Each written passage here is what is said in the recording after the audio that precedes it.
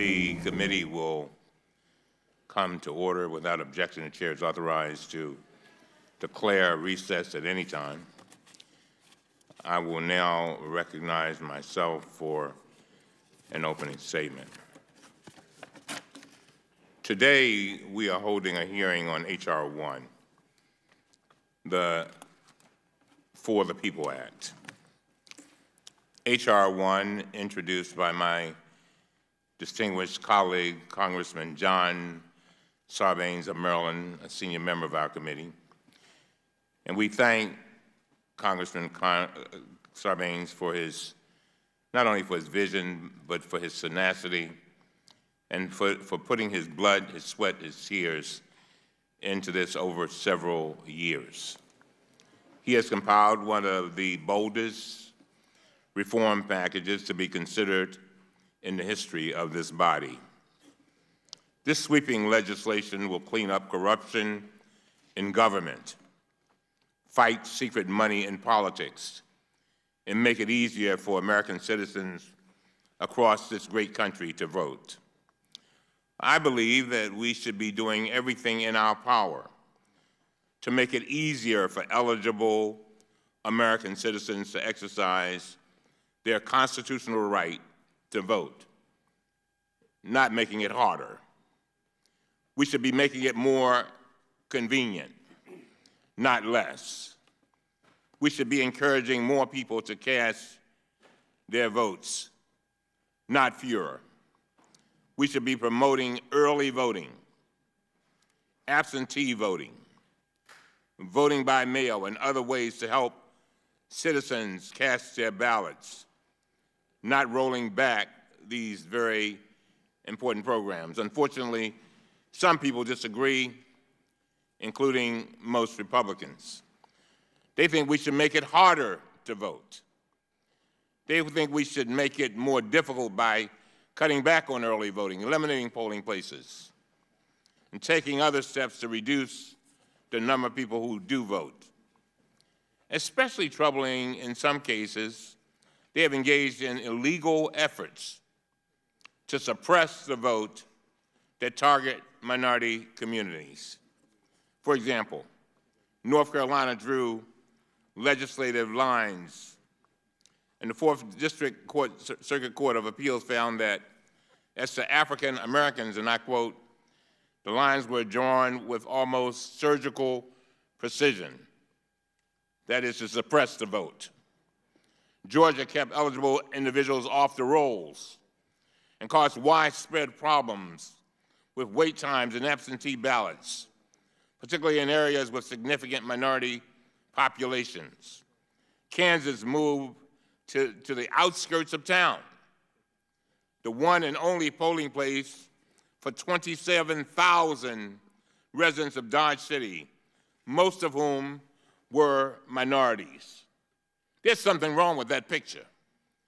H.R. 1 would address many of these problems. The bill would institute procedures to automatically register eligible voters and put in place protections to keep them on the correct voting rolls. It would provide for expanded early voting and absentee voting and give additional funding to states to maintain enough polling sites so everyone can easily cast their ballot. Senate Majority Leader Mitch McConnell has described H.R. 1 as, and I quote, a power grab by Democrats. He's right about one thing. It is a power grab, but it is not by Democrats. It is by American citizens who voted for reform in this last election and sent a clear message that they want to exercise their constitutional right to vote without interference. Today, our hearing will focus on the part of H.R. 1 that is within our jurisdiction, Title 8, which puts in place strong new reforms for the executive branch. For example, Title 8 includes a bill that I introduced called the Executive Branch Ethics Reform Act. It would ban senior officials from accepting, quote, golden parachute, unquote, payments from private sector employers in exchange for their government service. This would have prevented Gary Cohn from receiving more than $100 million in accelerated payments from Goldman Sachs while leading the Trump administration's efforts to slash corporate taxes. Title VIII also includes another bill I introduced, the Transition Team Ethics Improvement Act, with Senator Carper and Senator Warren. This legislation would require transition teams to have ethics plans in place and make those plans publicly available. Title VIII also would prohibit senior federal employees from working on matters that affect the financial interests of their former employers or prospective employers. They could obtain waivers for this requirement, but those waivers would have to be made public. Title VIII also would make clear that Congress expects the President to divest his business holdings, just as every single president since Jimmy Carter has done, and place them in an independent and truly blind trust. Both Democratic and Republican ethics experts warned President Trump to do this years ago, but he refused. They warned that every decision he made could be questioned, and the American people would rightly wonder whether he was serving the nation's interests or his own financial interests. Unfortunately, that is exactly what has happened over the past few years. The American people gave this Congress and this committee a mandate to restore our democracy and clean up our government. They want greater transparency. They want greater accountability in government. H.R. 1 makes good on that promise. It is a broad and brave step towards restoring a government that works for the people. Now it gives me great honor to recognize the author of the bill for 2 minutes, Mr. Sarbanes. Thank you very much, Mr. Chairman. I appreciate your having this hearing on H.R. 1. I also want to salute some of the new members on the dais here because they came with this message of reform pinned to their chest as a class. Americans from across the political spectrum want a democracy that works for them, a democracy where big money doesn't dominate the political debate, where access to the ballot box is ensured for all citizens, and where public servants work for the public interest. Like any system, our republic requires regular maintenance.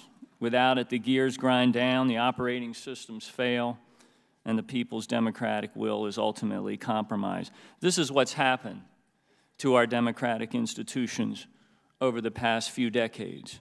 We have failed to beat back the new and inventive ways that big money has found to corrupt our politics. We have failed to modernize our election system, and we have failed to implement meaningful ethics rules.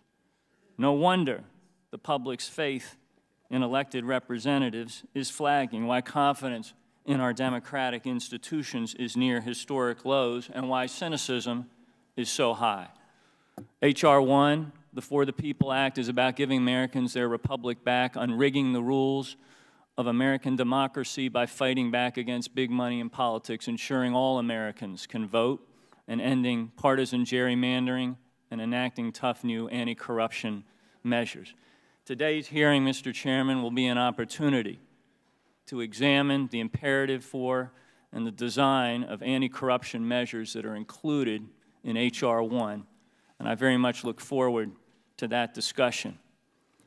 Mr. Chairman, H.R. 1 will give Americans their power back in our democracy, the power of the ballot box, the power of political voice, and the power of accountable representative democracy. Put plainly, these reforms are not partisan, they're patriotic. We can and must do better to work together to repair our democratic institutions. Many of the provisions in here actually incorporate bills that have had bipartisan support in years past. I hope my colleagues on the other side of the dais will join us in the effort to strengthen our democracy. Thank you, Mr. Chairman. I yield back. I yield to the distinguished member, Mr. Lynch. 1 minute. Thank you very much, Mr. Chairman. My legislation that is incorporated in this bill, my bill H.R. 391, is the White House Ethics Transparency Act, which would simply require the Trump administration and future administrations to automatically disclose ethics waivers that they've issued to executive branch officials. These waivers allow former lobbyists, industry attorneys, and consultants who previously worked for the private sector and present a significant conflict of interest with their positions in the executive branch to nevertheless participate in matters in which their prior employers or clients have a stake. And pursuant to the bill, disclosures must be submitted to the Independent Officer of Government Ethics within 30 days and be publicly posted on the White House and OGE websites. Mr. Schaub is well aware of this. One of our witnesses, early on we had the White House just refused to say whether and when they had given waivers to various lobbyists to go to work in his administration. So the inclusion of this section of the bill will prevent that from happening in the future. So with that, I yield back, and I thank you for your time. I yield the final 2 minutes to Mr. Raskin of Maryland. Mr. Chairman, thank you. With your leadership, with a robust new majority in the House of Representatives, it's a new day in Washington. A great Republican president, Abraham Lincoln, spoke of government of the people, by the people, and for the people, and that's always been the tantalizing dream of America. It's our role as Congress to guarantee that we are a government of the people. But today, the executive branch is drowning in big money corruption, self-dealing, and lawlessness. They said they were going to drain the swamp, Mr. Chairman. They moved into the swamp, they built a hotel on it, and they started renting out rooms to foreign princes and kings and governments. It is our job to restore government by the people in America, which is why I'm thrilled to introduce the Executive Branch Comprehensive Ethics Enforcement Act with Senator Blumenthal on the Senate side. It will give subpoena power to the Office of Government Ethics. It will allow formal proceedings to take place there. It makes clear that it extends to all White House personnel as well as the executive branch agencies. It authorizes the Office of Government Ethics to order corrective actions like divestiture, blind trusts, and recusal, and impose appropriate administrative penalties where members of the executive branch are trampling our laws. It protects the independence of the Office of Government Ethics by providing that the director can be removed only for cause. So it strengthens the independence of the Office of Government Ethics to make sure that we can ferret out the corruption which is now pervasive throughout the executive branch of government in the Trump administration. I yield back to you, Mr. Chairman. Thank you very much. I now yield to the distinguished gentleman from Ohio, the ranking member of our full committee, Mr. Jordan. Thank you, Mr. Chairman. I want to thank our witnesses as well for being here. Normally, when you start a new Congress, the majority gives the designation of H.R. 1 to its key priority. In the last Congress, H.R. 1 was the most significant tax reform, tax cut package in a generation, returned millions of dollars to Americans, simplified our tax code, and was one of the key reasons I think we've seen 5 million new jobs added to our economy in the last couple of years. That bill, the Tax Cuts and Jobs Act, was bold, realistic, and it was signed into law just over a year ago.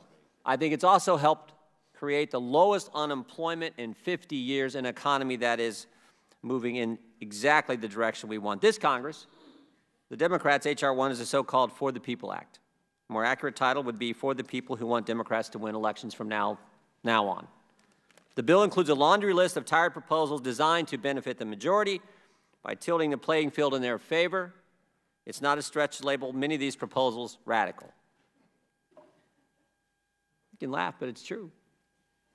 H.R. 1 would steer potentially billions of dollars to political allies in the name of campaign finance empowerment, restrict Americans' right to free speech, and exact political retribution on the President of the United States.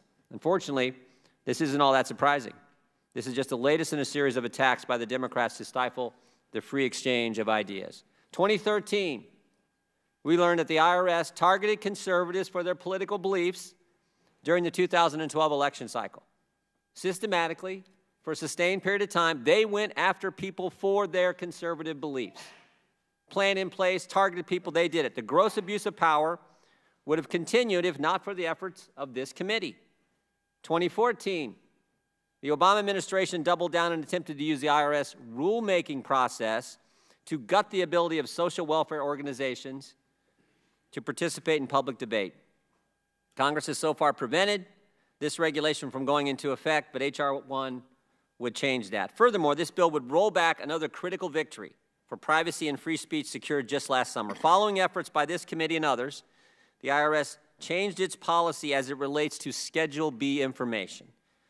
Schedule B contains personal information like names, addresses, and the amounts donated to nonprofit entities. Even though this information is supposed to remain private, under current law, states and federal government have leaked these personal details in the past. In changing its policy, the IRS noted that there had been at least 14 breaches resulting in the unauthorized disclosure of Schedule B information just since 2010. The result was everyday Americans receiving death threats and mail containing white powder, all because someone disagreed with what they believe and who they gave their hard-earned money to. The reason that the protection of Schedule B information is important has nothing to do with the vast conspiracies on the right or the left, this so-called dark money issue. Rather, it dates back to the Supreme Court's 1958 decision, critical decision, the NAACP versus Alabama, which formally recognized the freedom of association and prevented the NAACP from being compelled to turn over information about its members. Look, I haven't even got to all the other problems with this bill. I mean, this bill, mandatory early voting, talk about violation of the 10th Amendment in our federal systems, mandatory early voting, mandatory voting by mail, felons can vote. How about public financing of campaigns? The taxpayers have to pay for the politicians' campaigns. Think about this. Taxpayers have to pay for the same politicians who created the swamp, who were in the swamp, so that they can get reelected. I mean, this is what this legislation does. There's much that can be done to improve the functioning of transparency and effectiveness of the federal government. However, this 571-page bill reads more like a wish list for the Democratic Party than an honest attempt at reform. I fear that this legislation is a sign our friends in the majority want to play games, engage in political theater to start this Congress, rather than use this time to work constructively to find solutions for hardworking Americans that sent us here. Mr. Chairman, I would like to yield, I think we have a few more minutes left. I want to first yield to the gentleman, if I could, from Tennessee, Mr. Green, for 2 minutes. Thank you, Mr. Chairman, Ranking Member. I'm outraged at House Resolution 1, which should really be called Fill the Swamp Act. It seems every year that passes, more and more power is shifted away from the people and into the hands of wealthy elites in Washington. These politicians and bureaucrats can't help themselves from micromanaging more and more of our everyday lives, from roads and bridges, firearms, relationships with our doctors, even our toilets. These freedom and federalism-hating politicians can't seem to help themselves. And now they want to decide how we can run our elections in Tennessee. You want to tell Tennessee to enact same-day voter registration with no time for verification? You want to tell Tennessee we can't require IDs to be shown at the polls, increasing the likelihood of voter fraud? You want to tell Tennessee that some unaccountable commission gets to draw our districts? You want to tell Tennessee it has to subsidize far left-leaning candidates in other states with our taxpayer dollars? How dare you? How dare you tell Tennessee what we can do with our elections? This bill is wrong. It is a power grab. Politicians that want to give the federal government more power. Does the majority party care about voter fraud? Well, then let's allow states to have voter identification laws. Do the Democrats suddenly care about foreign interference in our elections? Well, then why are they allowing illegal immigrants to vote? The hypocrisy is mind-boggling. The fact remains that there is no constitutional authority for the federal government to come down and seize control of elections in Tennessee. The Constitution creates a federalist system with power dispersed amongst the people, and I will fight to ensure it always does. I will keep my oath to uphold the Constitution and my promise to Tennesseans to drain the swamp. Thank you. I yield back. Mr. Chairman, I'd like to recognize the gentleman from Texas for 2 minutes. Thank you to the distinguished ranking member. I'd like to co-sponsor the remarks from my friend from Tennessee. I wholeheartedly endorse all that he just said, as well as what Mr. Jordan just said. One question that I'd be asking as we look into all of this is, why are we so divided? Why are we so divided as a nation? I would suggest to you in significant part is because we try to govern from Washington 320, 330 million people with solutions here from the swamp in direct contradiction to the very republic our founders gave us, looking ahead at knowing what it would look like if we tried to do that. We are a republic. We are a republic for a reason. We have a structure of government for a reason. That structure of government serves to preserve our inalienable God-given rights. That structure of government has served well to do those things. And that structure of government recognizes the importance of states in the decision-making process across the vast majority of the issues we're supposed to deal with. When we take our eye off the ball of our core constitutional function, we don't do those functions well. We end up with a $1 trillion deficit this year, piling on top of $22 trillion of national debt. And yes, both parties are a part of that problem. We end up immersed in foreign wars that continue, as the president pointed out last night. We end up with spiraling health care costs because the president immersed us into health care from Washington instead of allowing the people and markets and states to function. And now we want to extend into every aspect of every issue of voting, issues that are supposed to be left to the states so that the people in the states can decide who they want to send to Washington, whether they're senators or whether they're in the Congress.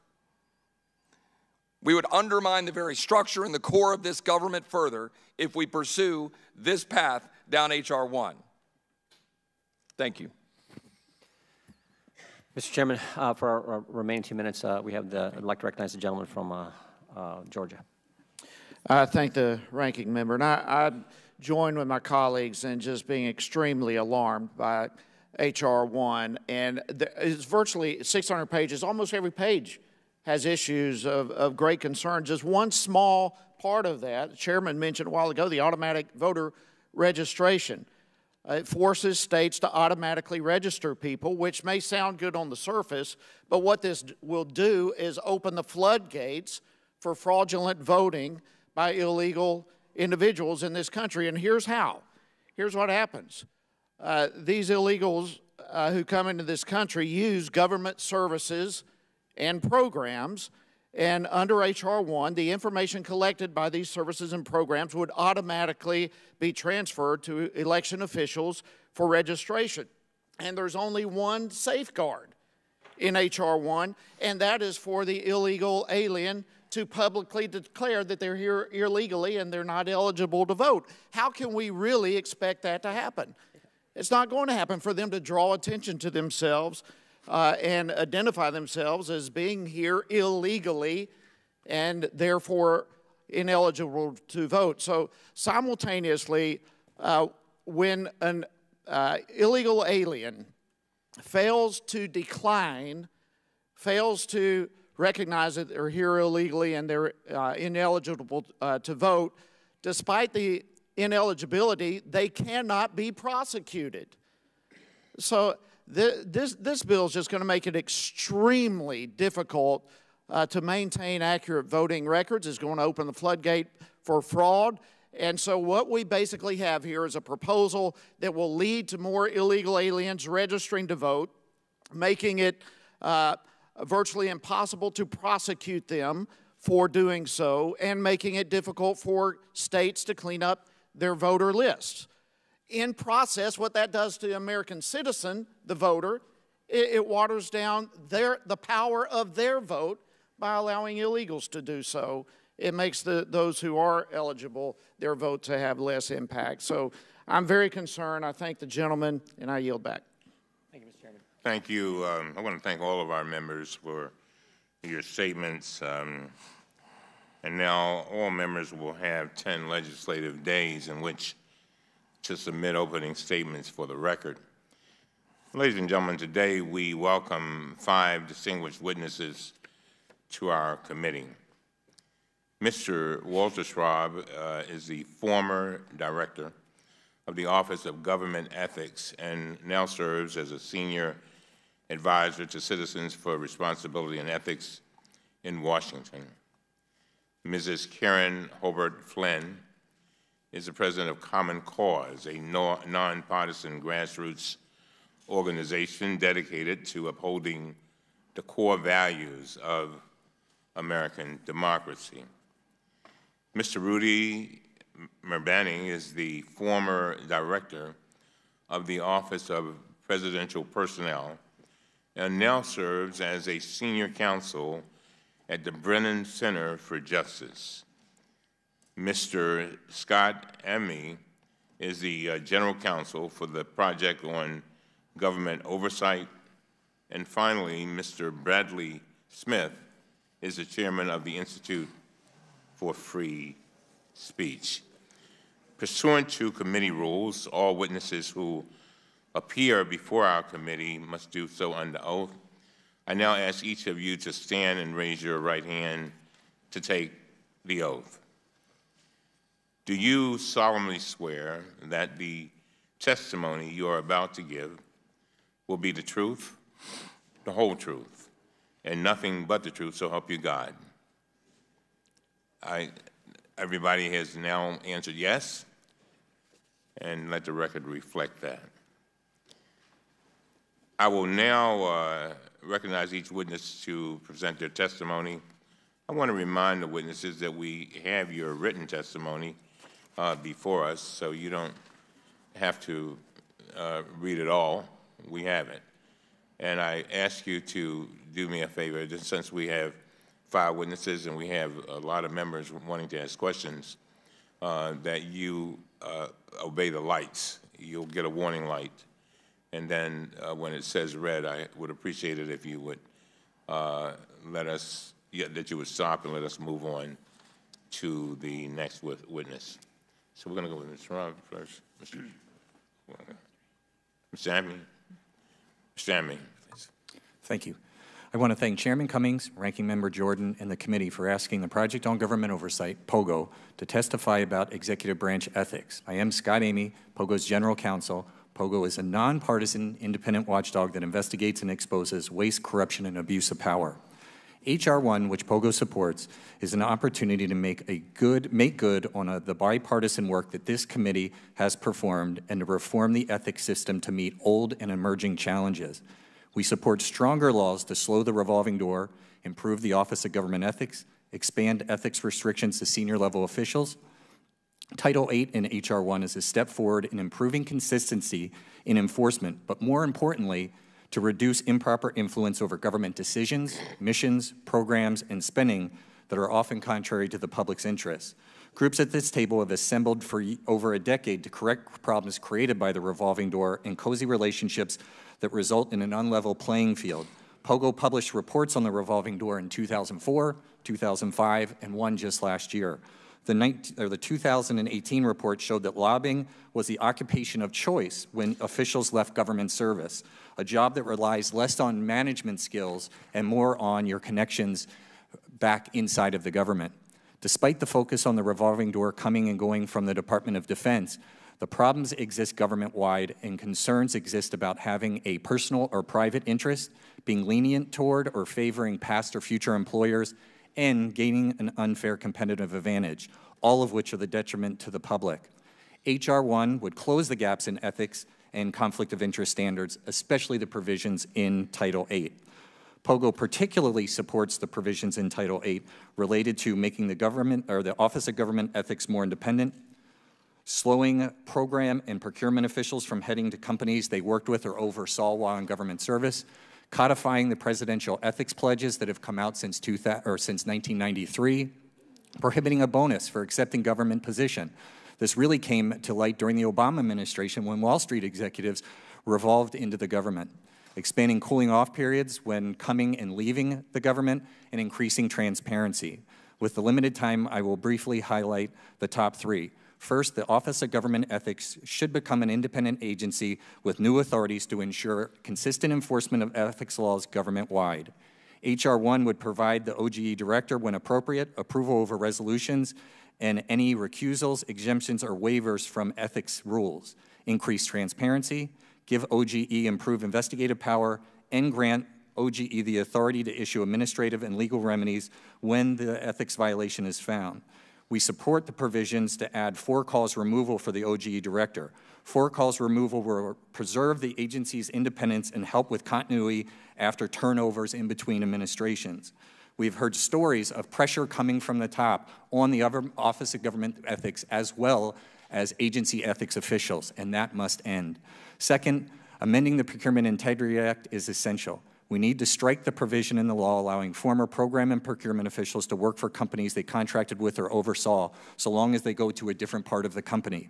We can't risk allowing officials to leverage their relationship with the company for future employment, calling into question the decisions that they made while they were in government. Additionally, those officials should not be allowed to access their former colleagues, which can create an unfair competitive advantage. Darlene Druyan, a senior Air Force acquisition official, left the government and took a position with Boeing's missile division. Prior to leaving government service, she played a role in the award of a $20 billion contract to Boeing for refueling tankers, and in her plea agreement, she stated that she agreed to a higher price even though she believed it was not appropriate as a parting gift to Boeing. Her cozy relationship also included helping her daughter keep a job with the Boeing company. The existing laws allowed Darlene Druyan to accept a job with Boeing. Druyan eventually pled guilty to a separate ethics violation and served 9 months in prison. These violations were not exposed by ethics officials or IGs. It was Senator McCain who found them while investigating the tanker deal, and he became concerned with the blatant revolving door concerns. Third, H.R. 1 will codify the ethics pledge process that has been ordered by President since 1993. POGO supports making the pledge law, because otherwise ethics orders exist only at the whim of each president. Making the pledge law would add continuity within the ethics community and prevent the pledge from being revoked on the president's last day in office, as was the case with President Clinton. In 1965, President Lyndon B. Johnson issued an executive order stating in part, "Every citizen is entitled to complete confidence in the integrity of his or her government." President Johnson's order is a foundation for our ethics system today. Our support for Title VIII of H.R. 1 and the improvements that I have detailed for you today are both realistic and necessary to prevent conflicts of interest.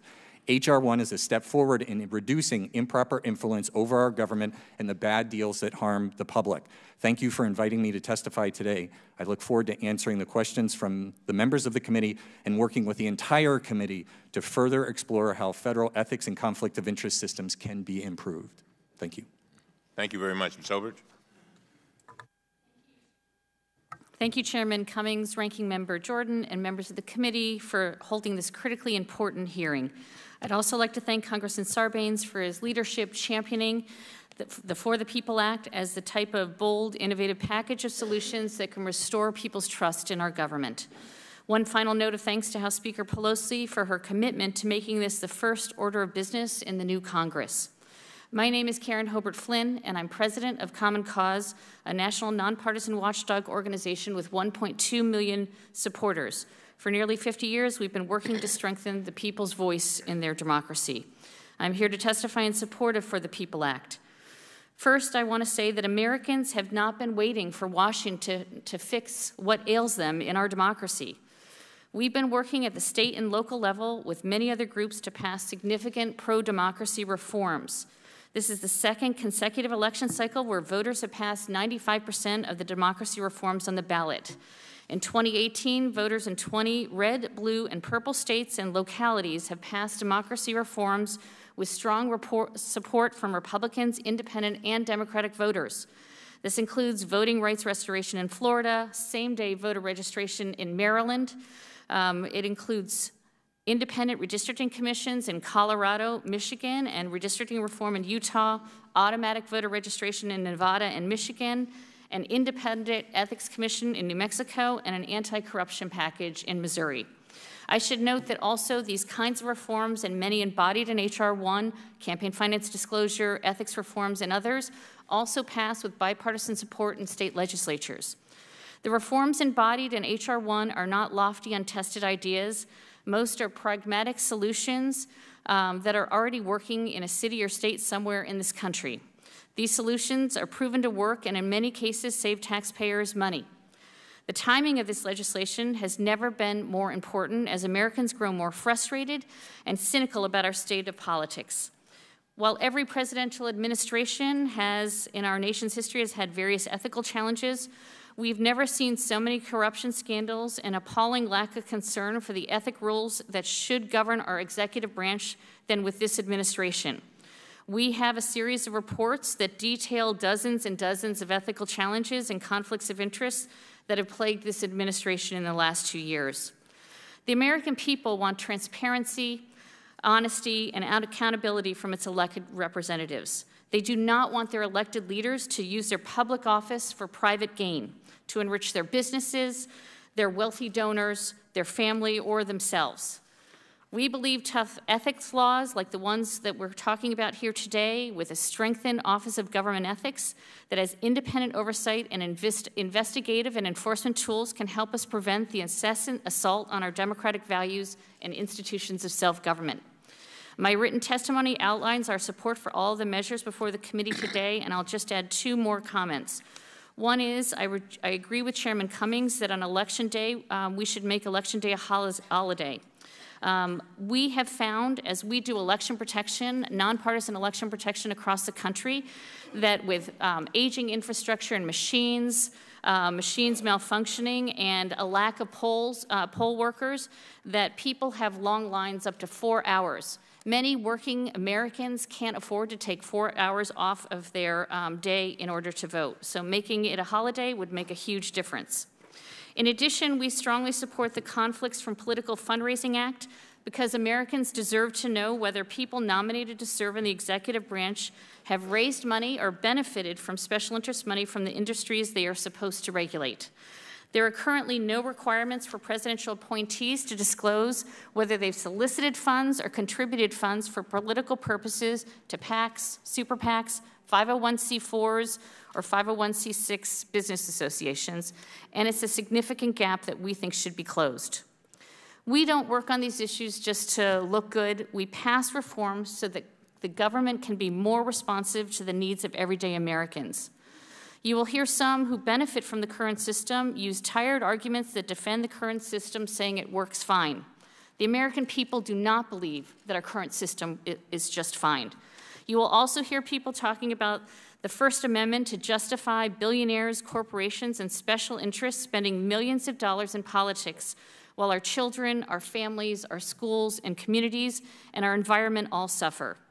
Polls show that people want bold ethics and transparency reforms, and they want to clean up our system and give people more voice in our democracy. We look forward to working with this committee. We believe that this is a strong package. There are always elements that can be strengthened, and we look forward to the questions ahead. Thank you. Thank you very much, Mr. Mayor Barney. I would like to thank Chairman Cummings, Ranking Member Jordan, and the entire committee for the opportunity to testify today in support of House Resolution 1, the For the People Act. The Brennan Center enthusiastically supports H.R. 1. It would be historic legislation. It addresses longstanding problems with our system of self-government, long lines, vast sums of money, of dark money, harmful rules and practices that make it harder for many, especially voters of color, to cast their ballot, the ongoing challenges of gerrymandering, inadequate election administration, and at-risk technology. It addresses these issues with groundbreaking reforms that are proven to work: automatic voter registration, small donor matching, the Voting Rights Act, redistricting commissions, early voting, election security, and more. It is thus fitting that this bill is the very first introduced in this Congress. Today, I will focus on Title VIII of the Act, ethics reform for the President, Vice President, and federal officers and employees. The reforms respond to the erosion of ethical guardrails in government that we have seen over a number of years. They are a strong first step to restoring public faith in accountable and ethical government. We have long assumed that all presidential administrations would follow long-standing ethics practices and ideals that aren't required by law. For example, following precedent established by their predecessors over the last 40-odd years to publicly release their tax returns, voluntarily comply with conflicts of interest law that apply to other executive branch employees by divesting from potentially conflicting assets or keeping their assets in a qualified blind trust, strive to avoid the appearance of improper or undue influence of outside interests in the way their administrations formulated official policy, or strive to fully enforce existing ethics laws. Unfortunately, these common sense practices that presidents from both parties followed for decades can no longer be taken for granted. This means that new laws are needed to compel a commitment to ethics and ensure accountability. As I detail in my written testimony, when presidents and agency heads do not lead on ethics issues, they can result in serious ethical lapses. The improper use of government positions, running afoul of other laws like appropriations laws, and violations of revolving door prohibitions. This results in an incredible waste of taxpayer resources, and it seriously harms public trust and faith in government. From my experience in government, presidential leadership on ethics issues filters down throughout an administration. When I ran the Presidential Personnel Office, we followed certain practices not just because of my office's commitment, but because President Obama demanded that we have an ethical personnel process. That meant we worked collaboratively with the Office of Government Ethics and strengthened post-employment lobbying restrictions, even if that wasn't technically required by law. Some have said that more robust ethics rules would deter talented individuals from serving in government. But many of the reforms in H.R. 1 have long been voluntarily followed by administrations. And some administrations, like the one that I served in, went further and supplemented those rules. What was the result? A historic number of Americans expressing interest to serve in an administration, arguably the most diverse administration in history, and appointees who, on average, served in their positions substantially longer than their predecessors.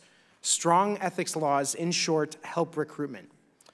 A recent poll showed only a third of Americans trust government to do what is right, a decline of 14% from 2017. More than 3/4 of voters ranked corruption in government as a top issue in the 2018 election, with almost a third calling it the most important issue. At the same time, we know Americans are yearning for solutions to these problems and real action on those solutions. This Congress was elected with the highest voter turnout in a midterm since 1914. Many of you were elected with a pledge to reform democracy. And in states across the country, major ballot measures were passed by large bipartisan margins to implement bold and creative reform. Voters spoke clearly. The best way to respond to attacks on democracy is to strengthen it, which is exactly what H.R. 1 does. We urge you to pass it. Thank you, and I look forward to answering your questions. Mr. Sharp. Chairman Cummings, Ranking Member Jordan, and members of the committee, thank you for inviting me to talk about the ethics reforms in H.R. 1. I served in the Office of Government Ethics as director, and before that as a career ethics official. In my 14 years there, I've been intimately involved in protecting the principle that public service is a public trust. Based on this experience, I know how urgently we need reform, and that's why I support H.R. 1. The executive branch ethics program focuses on prevention. OGE has no real enforcement authority. In theory, OGE can order officials to cease ongoing violations, but statutory limitations prevent any effective use of this authority. OGE can ask agencies to conduct investigations and can request copies of records, but it has no power to do anything if they ignore these requests. Lacking enforcement tools, OGE relies on the director's ability to persuade or shame officials into doing the right thing. This was never ideal, but it worked fairly well for 4 decades. During my time in government, Presidents Bush and Obama were reliable supporters of OGE. They showed that government ethics is not a partisan issue. We now find ourselves in an ethics crisis. The trigger was President Trump's refusal to divest his conflicting financial interests. This radical departure from ethical norms leaves the public with no way of knowing how personal interests are affecting public policy. What we do know only raises questions. For example, questions surround President Trump's response when individuals associated with the Saudi government murdered a Washington Post journalist, a resident of my home state. We can only wonder if President Trump's financial interests influenced the handling of sanctions on certain Russian businesses. Did they affect his decision to help Chinese telecom giant ZTE? Why did the administration scrap the plan to move FBI's headquarters? Was it because President Trump didn't want a competitor moving in so close to his D.C. hotel? These are just a few examples. And the president's disinterest in ethics has infected his appointees. The heads of 6 agencies have stepped down under a cloud of ethics issues. At least 7 other appointees resigned under the taint of an investigation, ethics issues, or security clearance concerns. The Office of Special Counsel has found that 9 of his appointees violated the Hatch Act, and there are dozens of pending ethics-related investigations. H.R. 1 kicks off what I hope will be a wave of reform. It focuses not just on the current crisis, but also issues that predate this administration. For example, H.R. 1 addresses big payouts to incoming officials. These golden parachutes raise concerns about an appointee's loyalty to a former employer. When former Treasury Secretary Jack Lew left Wall Street to join the State Department, he received a large bonus. His employment agreement let him keep that bonus specifically because he landed a high-level government job. I'm glad to see a provision in H.R. 1 addressing this issue, and my written testimony offers a suggestion for strengthening it further.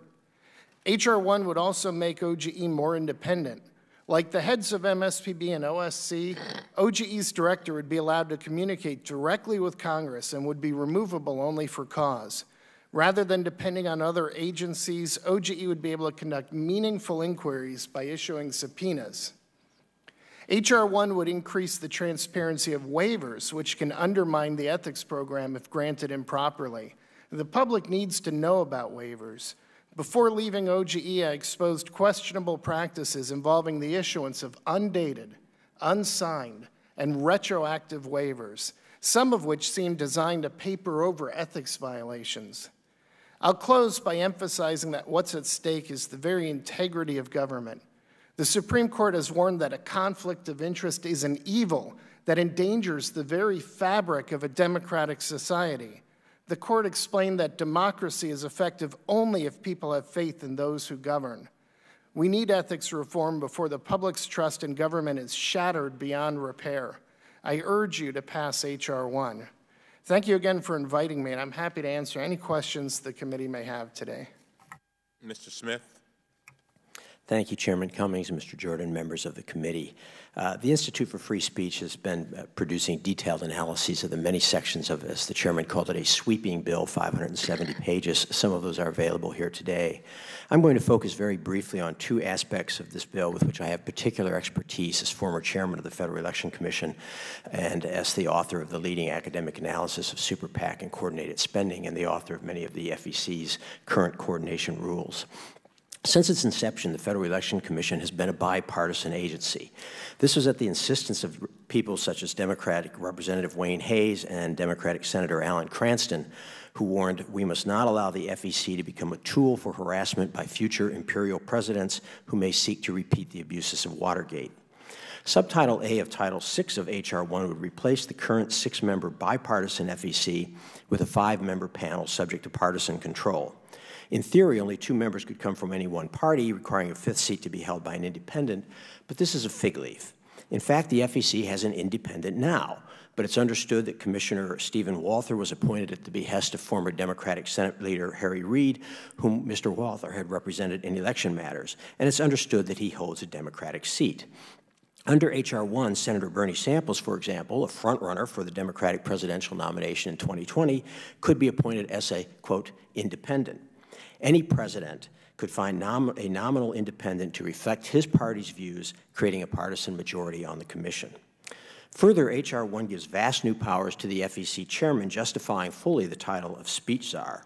The chair would have the sole power to determine the agency budget, to subpoena witnesses, to compel testimony and reports, and to appoint the staff director, who oversees, among other things, the FEC's audit division. This is a prescription for partisan control and abuse. I assume the majority knows that, and that is why this provision of the bill, unlike the others, does not take effect until 2021. The majority has no intention of allowing President Trump to appoint all 5 commissioners, including the powerful chair. Now, the claim is made that a partisan-controlled commission is necessary to restore integrity to election enforcement. This has it exactly backwards. The only reason that the FEC has any credibility is its bipartisan makeup. Under Title VI, the person elected in 2020 will appoint all 5 members of the commission, including the powerful chair, which will have the power to write and then rewrite new rules with an eye toward the 2022 midterms, the 2024 and 2028 presidential elections. Now, some of you may consider this a feature rather than a bug, but be careful what you wish for. You didn't think Trump would win in 2016 either. Subtitle B of Title VI is called Stopping Super PAC Candidate Coordination. The sponsors and drafters are either being intentionally disingenuous here or they simply do not understand what has been put into their own legislation. Nothing in Subtitle B, nothing, limits its reach to super PACs.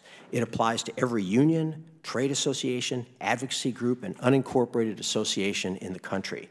It applies to Planned Parenthood and Right to Life, to the NAACP and the ACLU, to the National Federation of Independent Business, and to the Brady Campaign for Gun Safety. It even applies to individual citizens who seek to participate in public discussion. Nothing, this cannot be said often enough, limits it to super PACs.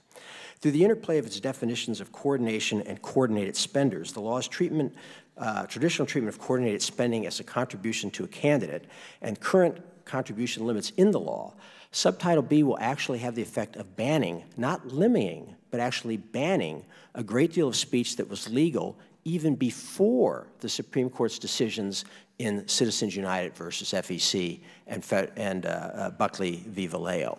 So again, this law goes backwards to outlaw speech that was always legal in American history even before the Citizens United decision. As the full text of my prepared remarks explains in greater details these problems of Title VI, but in a nutshell, Title VI should be called the New Alien and Sedition Act. With just a few seconds remaining, let me add only on Title VIII, this seems to be one of the least harmful provisions of the bill, but that's not to say that it is not, like so many other provisions, a bit of overkill.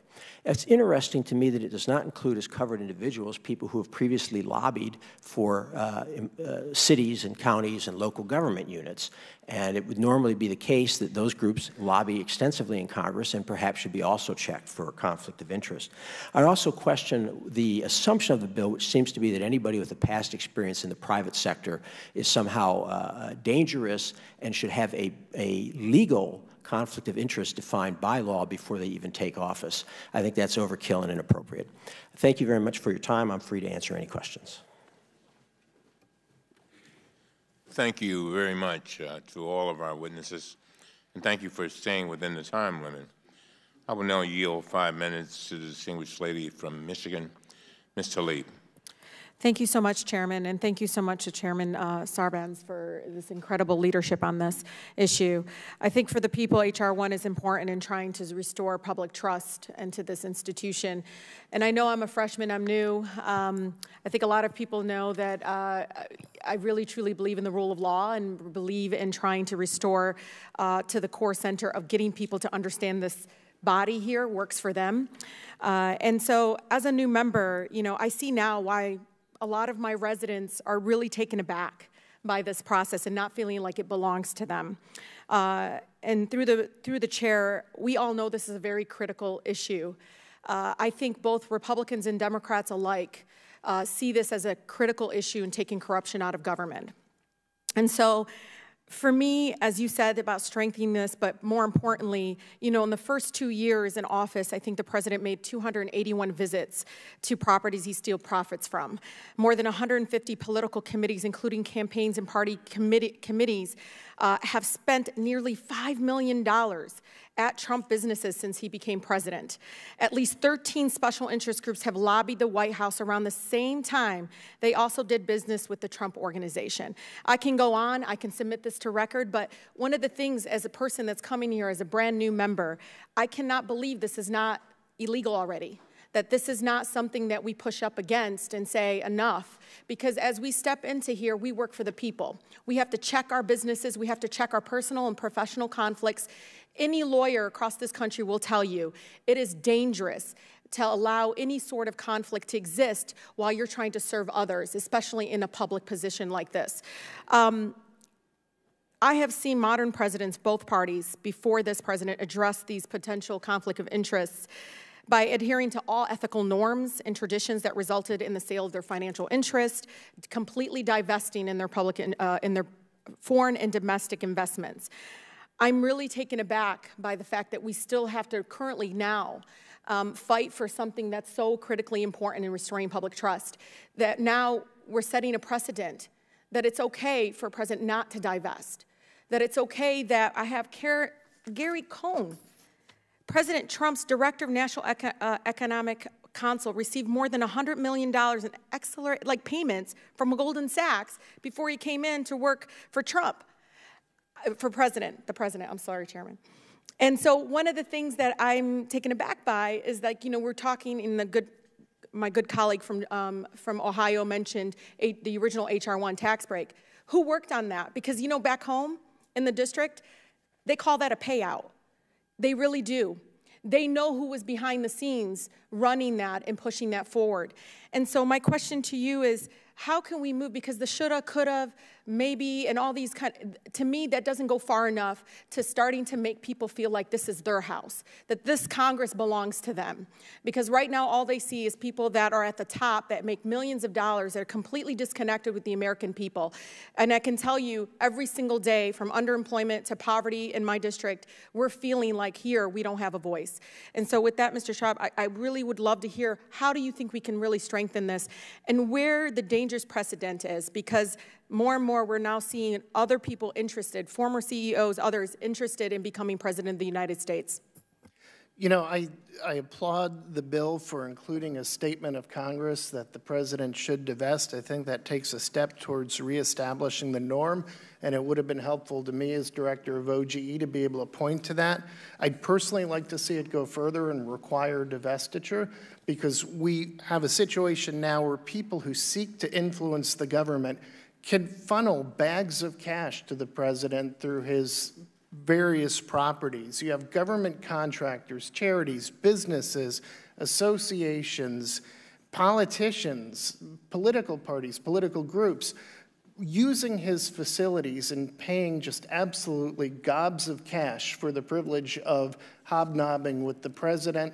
And unfortunately, the president has done nothing to discourage this. He didn't even try to mitigate it by saying, I and my appointees will refuse to attend events at my properties, to discourage people from holding them there because they would lose access to the government by having the event there. Instead, there seems to be this embrace and this encouragement and this sense on the part of interested parties that they have to engage in this to even be on an even footing with their competitors. Mr. Chairman.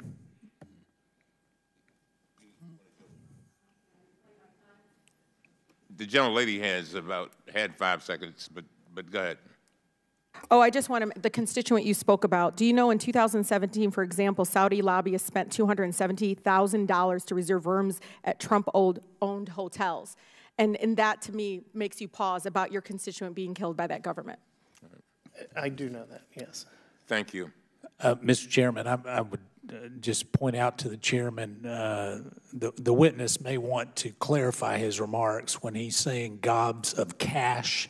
I don't know that he would have any proof, and since he's under oath, I don't know that he would want to make that type of statement. Well, I will allow the gentleman, if you want to clarify what you meant by gobs of cash. Representative Meadows, what I mean is that people are paying money to the Trump organization to use his facilities, and the direct beneficiary of that money is President Trump because he's the beneficiary of the trust that holds that. So the money is flowing to President Trump, and the steps he's taken to step back from it have had absolutely zero effect in any way diminish the financial interest in the money that comes through. So I do indeed mean that this is a funnel for money, but you didn't mean directly cash to him. Yes, I don't mean they're handing it directly to him. The gentleman has defined it. Thank you. We will now hear from Mr. Gosar for 5 minutes. Thank you very much, Mr. Chairman. I must have been living in the twilight zone for the first 6 years of my first 8 years. Fast and Furious, Operation Choke Point, Benghazi, the IRS targeting, the intimidation of the press with James Rosen and Charles Atkinson, Uranium One, the unmasking of American citizens, and out-of-control DOJ. Really? Really? Mr. Smith, I'm going to concentrate with you. H.R. 1 expands the definition of foreign national. Do you think, however, that it would make sense to strengthen the disclosure requirements in order to prevent foreign nationals from potentially funneling hundreds of millions of dollars to the U.S. campaigns? The difficult question is always how exactly does one intend to do this? And one of the things that you have to keep in mind is that most regulations that will be imposed will be felt by American citizens. The vast majority of people who will have to comply will be American citizens. So when we engage in this type of thinking, we need to be, careful that we're not giving up our own rights. We fought the Cold War without surrendering our own rights, and now the fact that we're afraid of the rump state of the former Soviet Union is going to somehow destroy America, and so now we should rush to throw away hard-won protections.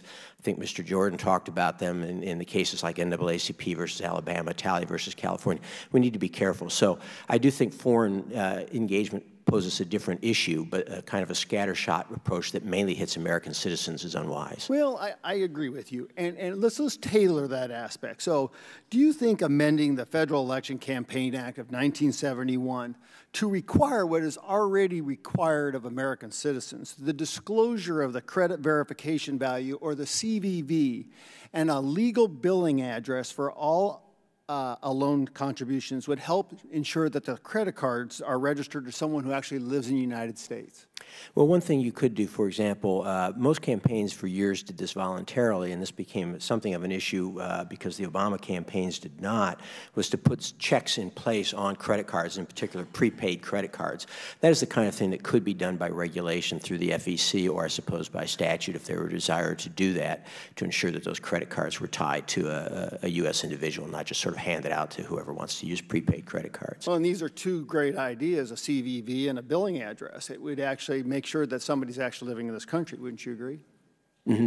Do note that people don't have to live in this country. Oh, U.S. citizens living abroad and so on are. I understand, but this definitely is a means of calibration that would stop some of the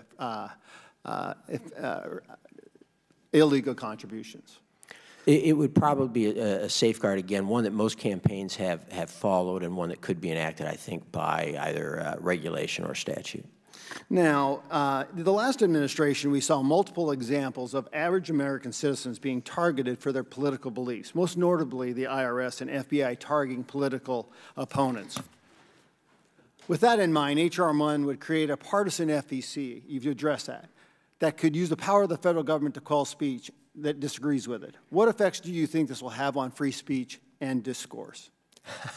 Well, I called it the New Alien and Sedition Act, so I think that's a pretty strong statement to put in very general terms. One of the things that has been an issue at the FEC and in enforcement in the states as well and so on is the use of these complaint process as political weapons in and of themselves. It often doesn't matter if you actually even prove a violation. You simply start the investigation process. Responding to an FEC investigation can be very costly. The investigation is intrusive. They can go into your strategy and tactics, tie up campaign time, you get bad press and so on. So often it was said the punishment is the process rather than any fine that's meted out at the end, in part because you quite likely did nothing wrong. So very definitely there can be a chilling effect here. And that chilling effect is most pronounced on small grassroots campaigns, which don't have the lobbyists and the lawyers and so on who know these complex regulations and can deal with them easily. So, two quick questions. Can you explain what ethics reform, FEC restructuring, and a new federal holiday all have in common? I suppose they all deal in some way with the federal government. But this is certainly a grab bag of bills. And I would actually suggest that one of the best things the majority could do would be to divide this bill into its component parts so that they can be focused on one at a time. Many of them are only in the most vague sense related. One last question. Why do you think my good friend from Maryland chose to combine such different topics into one bill? You started in on it, so. I think that would probably be a question better directed to your good friend from Maryland. I'm not going to try to read his mind. I thank the gentleman. I yield back. Yield to the distinguished lady from New York, Ms. Maloney, 5 minutes. Thank you, and I thank you and Mr. Sarbanes for your selfless, devoted work on Intro 1 over many years.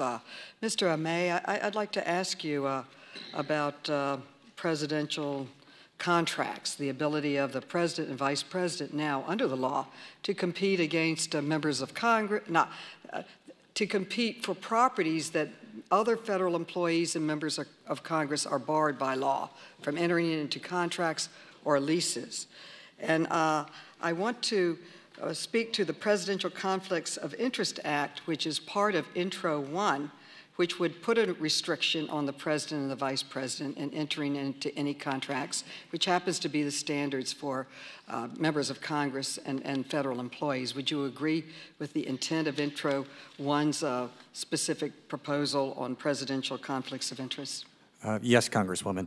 Obviously, you're talking about the General Services Agency's lease with President Trump and the Trump Hotel here in Washington, D.C. Yes, yes. There is a provision in that lease that is up for debate. Obviously, the GSA and their legal counsel have had different feelings than a lot of people on this side of the table have had about the interpretation of that lease provision.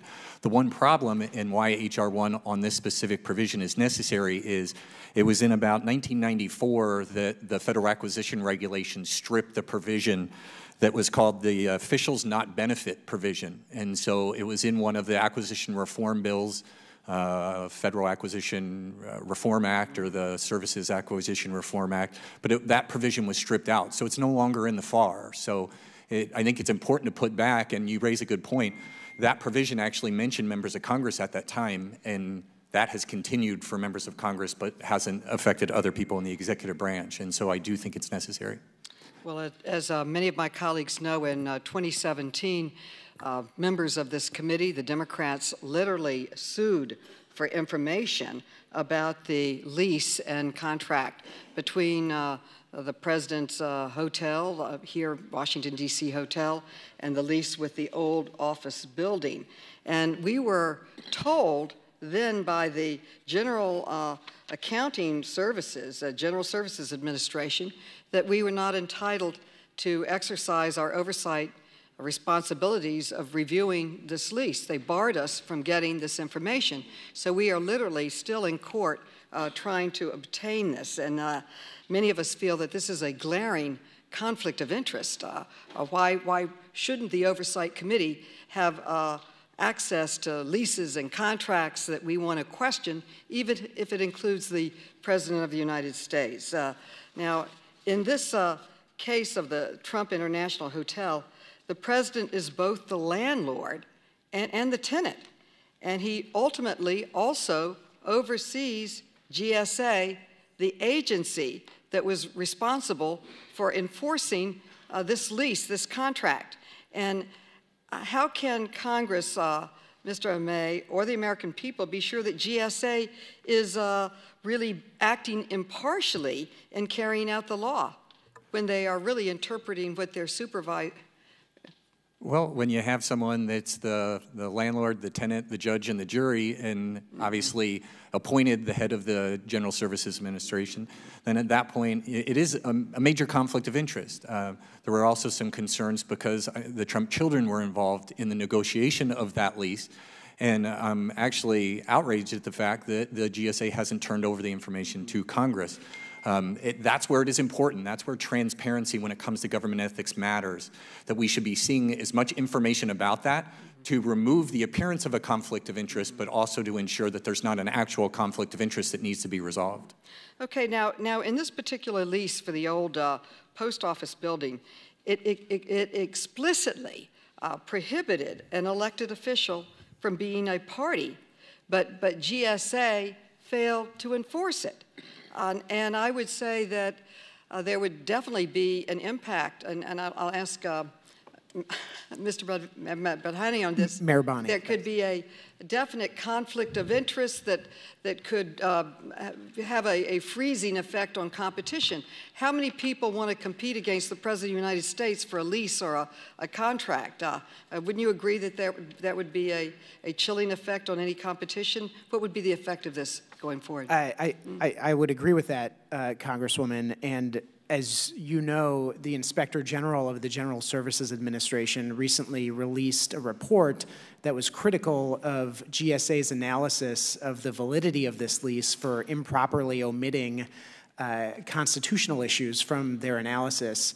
And to me, that raises the question of whether there was improper influence or at least the specter of self-dealing to the public that greatly undermines public trust. It's also one of the reasons why I should say that the National Task Force for Democracy and Rule of Law, which is a Brennan Center initiative that includes some of your former colleagues and a bipartisan group of former Republicans and Democrats, and they've proposed extending the existing prohibition and the conflicts of interest law to the president and vice president to avoid specific instances like this. And that's what Intro 1 will do, and I strongly support it and urge its passage. I yield back. Distinguished gentleman from North Carolina, Mr. Meadows. Thank you, Mr. Chairman. Thank all of you for your testimony. Mr. Marbani, I guess you're in favor of matching dollars, using taxpayer dollars to match small donations as is outlined in H.R. 1. Is that correct? The Brennan Center does support the proposal in H.R. 1, which is modeled after an existing proposal that has existed for years in New York, which multiple reports... Yeah, I've only got 5 minutes. Yes or no? Do you support it? Yes. Okay, and so I guess here's the interesting fact that I just find just fascinating. A Democrat bill, H.R. 1, would actually use taxpayer dollars to reelect the Freedom Caucus chairman. Under their bill, I would get almost $4 million of taxpayer dollars. And I would say, I don't see any of my constituents in the audience here. I can't imagine that they would be happy with taxpayer dollars being used to reelect a Freedom Caucus chairman. Do you not see a problem when we use taxpayer dollars to reelect individual members of Congress? If I may... I mean, would you support me financially?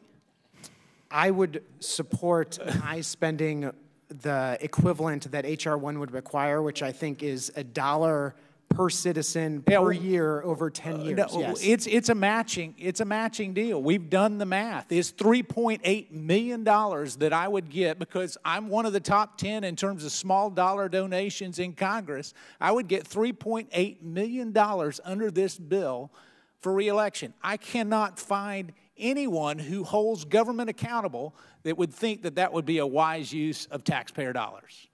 Would you? Sir, campaigns need to be funded from somewhere, and I would say agree, that but right now... Not my taxpayer dollars shouldn't be going to it, sir. Mr. Schaub, let me come to you. Are you in support of H.R. 1's investigative mandate for OGE? You know, you were in the job. I have said publicly that I'd prefer to see an inspector general that has global authority over every agency that doesn't have an inspector general, and have supplemental ethics authority upon referral to OGE. That's a proposal I've presented to former Chairman Gowdy and current Chairman Cummings. I do support the current bill because I don't think it transforms... But it has investigative authority. I've gone through it, Mr. Schaub. No, I do. And let me tell you why I'm concerned. Because you came before my committee. Yes. And you gave sworn testimony. Yes, I did. Which is exactly opposite of H.R. 1. And yet here you are today espousing its merits, and I can't find why all of a sudden you would have this newfound interest to have investigative authority if it were not directed at the current President of the United States. Yeah, I have two statements about that. One is, I don't think it creates the kind of investigative authority that an inspector general does. So I don't think all investigative authority is created equally. I agree with that, but it goes well beyond your testimony. But it does create some, and my views on that have changed. But this proposal with this president, this proposal would not apply only to this president. It would apply to the next president. Listen, it's not my first rodeo. It's not yours either. But what I'm saying is, I find it extremely hypocritical that you would come here today, having sworn under oath that this was not the way to go, when there was a different president in the White House, and then here today and followed it up with a letter. I mean, we've got numerous quotes from you over and over and over again, which would undermine H.R. 1, and yet here you are today supporting that. How do you have this evolution in such a short period of time, Mr. Schaub? Well, first of all, I was telling the truth then, and I'm telling the truth now, so let's be clear about that. I did disagree with the idea of investigative authority back then. I've now sat for 2 years and watched... So you were just wrong back then? No, I wasn't. Because I was suggesting that you should have the investigative authority, and you said, quote, let me quote you, hold on. No, I recall you suggested... Let me quote you here. I said, so you do not want the authority to be able to investigate it? No, I don't think so. I said, you don't want it. And quote, well, I don't think we should have it. What I might want one way or another is not relevant, as it would not be the right thing. Close quote. All of a sudden today, you're having an epiphany and it's changing, Mr. Schaub? No, it's not all of a sudden at all. It's after watching for 2 years, somebody proved to me that the executive branch ethics program was much weaker and much more fragile than I ever thought it was. Frankly, I was naive. I never imagined a president could come in and refuse to eliminate his conflicts of interest, have appointees who are completely disinterested in government ethics, and have, with all respect, a Congress refuse to exercise oversight over them in that respect. And so in the absence of any other avenue, I do now believe that the Office of Government Ethics is going to have to fill the gap. But Mr. Schaub, that was precisely the point I made in 2015, and you disagreed with me then. I yield back. Thank you very much. I'll just say you were right. Thank you very much. We can agree on that. Thank you very much. We'll now hear from Ms. Norton of the District of Columbia. Thank you very much, Mr. Chairman. And unrelated to my question, I do want to thank Mr. Sarbanes for the findings in H.R. 1 regarding the D.C. Statehood Act, because these findings simply speak for themselves. People I represent pay the highest taxes per capita in the United States. I do vote in the Committee of the Whole, but have no final vote on the House floor. I'm grateful to have a vote in this committee. And I thank you, Chairman Cummings, for agreeing to hold a hearing on this bill. Look, I want to speak about the parts of H.R. 1 which simply go to transparency. I think my first question to Ms. Hobart Flynn, but I'd also like to hear Mr. Smith's view of this question. Secretary of Education Betsy DeVos and her family have donated millions of dollars to organizations who lobby for education policy. Do either of you think that the public has a right to know if the Secretary has donated substantially to organizations, her background in donating, that could now influence her policies as Secretary? First, Ms. Flynn, and I'd like to hear Mr. Smith on this question. Thank you. You know, Education Secretary Betsy DeVos and her family have given large sums of money to influence politics at all levels of government, including pressing for school voucher programs, something she's clearly very supportive of. According to the Center for Responsive Politics, DeVos and her family have donated over $20 million to Republican candidates, party committees, PACs, and super PACs, and much of that political spending has been focused on education, as she now influences an education secretary. You know, to me, I think it's important when the Senate is looking at the nomination, when the American people are paying attention. It's an important part of the equation that helps shed light both on issues that she cares about and also her investment in that. And in fact, she gave an interview in Roll Call where she said she, quote, decided, quote, to stop taking offense at the suggestion that we are buying influence. Quote, now I simply concede the point. She wrote 20 years ago, they are right. We do expect some things in return. We expect to foster a conservative governing philosophy consisting of limited government and respect for traditional American values. So I think it's important for the nomination process to have a fuller picture of where their fundraising and political spending is going. Mr. Smith, how could that do any harm? How can it do anything but good the more information we have? I have to say, shocked to discover that the Republican appointee to Secretary of Education has been a Republican who has donated to Republican candidates and causes, and that her viewpoints. So would you be shocked then for groups. us to know, for the public to know about that background history as she takes office? I think that's, as Ms. Hobart Flynn said, I agree that's something that certainly senators could ask during the confirmation process. I find it hard to believe that there's an ethical conflict in somebody actually That may taking not office. be reclaiming my time. I'm not implying an ethical comment. And my questions about transparency are simply going to that. You know, let it all hang out, and then let everybody make their own judgment. Well, let the committee make its own judgment. Let the public make its own judgment. Ms. Norton, I have a number of questions about your personal life I'd be very interested in, but I won't ask them here today. Well, go straight ahead. You know, the point is, it's not her personal life that I'm asking about, Mr. Smith. What we're asking about is her donations of money. These are not donations of money that, in ways that could reflect on a trust she's now been given as part of her enforcement activities. So it's not about just let it all hang out about my personal life. It's about the relevance to what it is she is enforcing. She is enforcing education policy. She's had a known, not only position, but given millions of dollars in ways that may conflict with parts of that policy. As I indicated when I opened this line of questioning, it's only about transparency. Let me go on to ask about the Conflicts of Political Fundraising Act. I'm a co-sponsor of that. It's also an H.R. 1. It simply requires...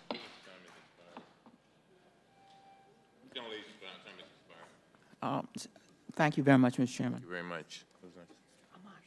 Mr. Amash. Thank you, Mr. Chairman. I yield to the ranking member, Mr. Jordan. Thank the gentleman for yielding. Professor Smith, does H.R. 1 require states to offer early voting?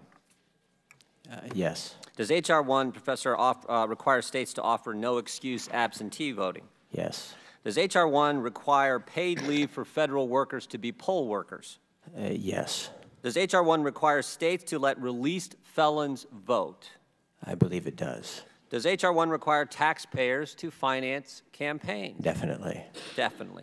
Does H.R. 1 require taxpayers, as Mr. Meadows was alluding to just a few minutes ago, does H.R. 1 require taxpayers to pay for the campaigns of candidates they oppose? Yes. For example, under the system, if I were to contribute $10 to the re-election campaign of the president, the folks on this side of the aisle would collectively, with others, contribute $6 or something like that. Yep.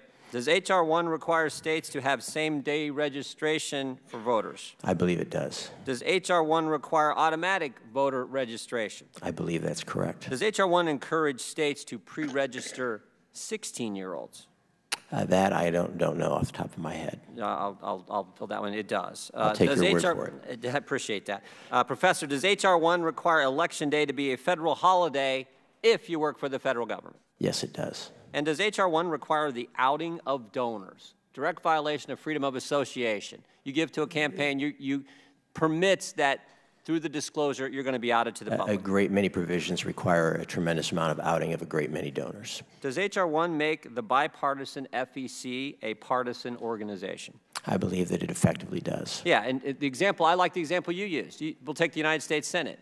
Let's say Mitch McConnell and Ted Cruz are the Republicans. Let's say Cory Booker and Kamala Harris are the Democrats, and then the independent is Bernie Sanders. And that's supposed to be balanced, right? That would work, yes. And that would work. And that's exactly what the majority intends for it to be in 2021. Something like that. Maybe not those people, but I think people understand what we're getting at here. Does H.R. 1 limit free speech? I believe that it does in significant ways, as I've pointed out in my testimony, in ways that it was not limited even before some of the Supreme Court decisions that H.R. 1 purports to want to overturn. So let me take a whack at a little summary here, Professor. H.R. 1 requires taxpayers to pay for a holiday on Election Day for government workers. H.R. 1 requires taxpayers to pay for 6 days of paid leave for government workers who want to be poll workers. H.R. 1 requires taxpayers to pay for politicians' campaigns, and if those same taxpayers give to some organization, some C4, they can be outed under H.R. 1 so that the left can, or anyone, could harass them or their family. Yes. Such a deal for the taxpayer, right? I'll leave that judgment to you folks who get to vote on it. I mean, this is exactly where H.R. 1 sends us. And that's why we're opposed to it. That's why we're going to keep fighting it. That's why we're saying the things we're saying. So anything I'm missing in my summary there, Professor, anything you'd like to add? I would only add that I think that the disclosure provisions are often worse than people think because they're defining as political activity things that have never been defined as political before, and you run the risk of regulations swallowing up the entire discourse in which public engages. So I would only say that I think the provisions are worse than people think and that they're often hidden through the complex interrelationship of different provisions. Give us an example. Well, one example would be if an organization, for example, were to hire somebody who'd previously been an intern, paid intern for a member of Congress, that organization would then be prohibited from making any communications that were deemed to promote, attack, support, or oppose that candidate. And that vague term could apply to almost anything, praising the candidate for introducing a bill, criticizing the congressman for opposing a bill, whatever it might be. Wow, Dad put the whole consultant business in this town out of business, it seemed to me. It's not just the consulting business, though. Of course, it puts out of business all of the interest groups and all of the civic groups that people belong to. All right, I appreciate it, Mr. Chairman. I'll yield back. Thank you very much. I'm going to yield myself a few minutes. One of the things that Ms. Hubbard and Mr. Mabrani that gave me chills when I read it was the 2016 opinion of the Fourth Circuit Court of Appeals. You know, we're sitting around here acting not like it's not an inalienable right to be able to vote. And it's something they said that is chilling. And we can argue back and forth all we want. And they talked about the legislature down there in North Carolina. And this is a quote from the Fourth Circuit.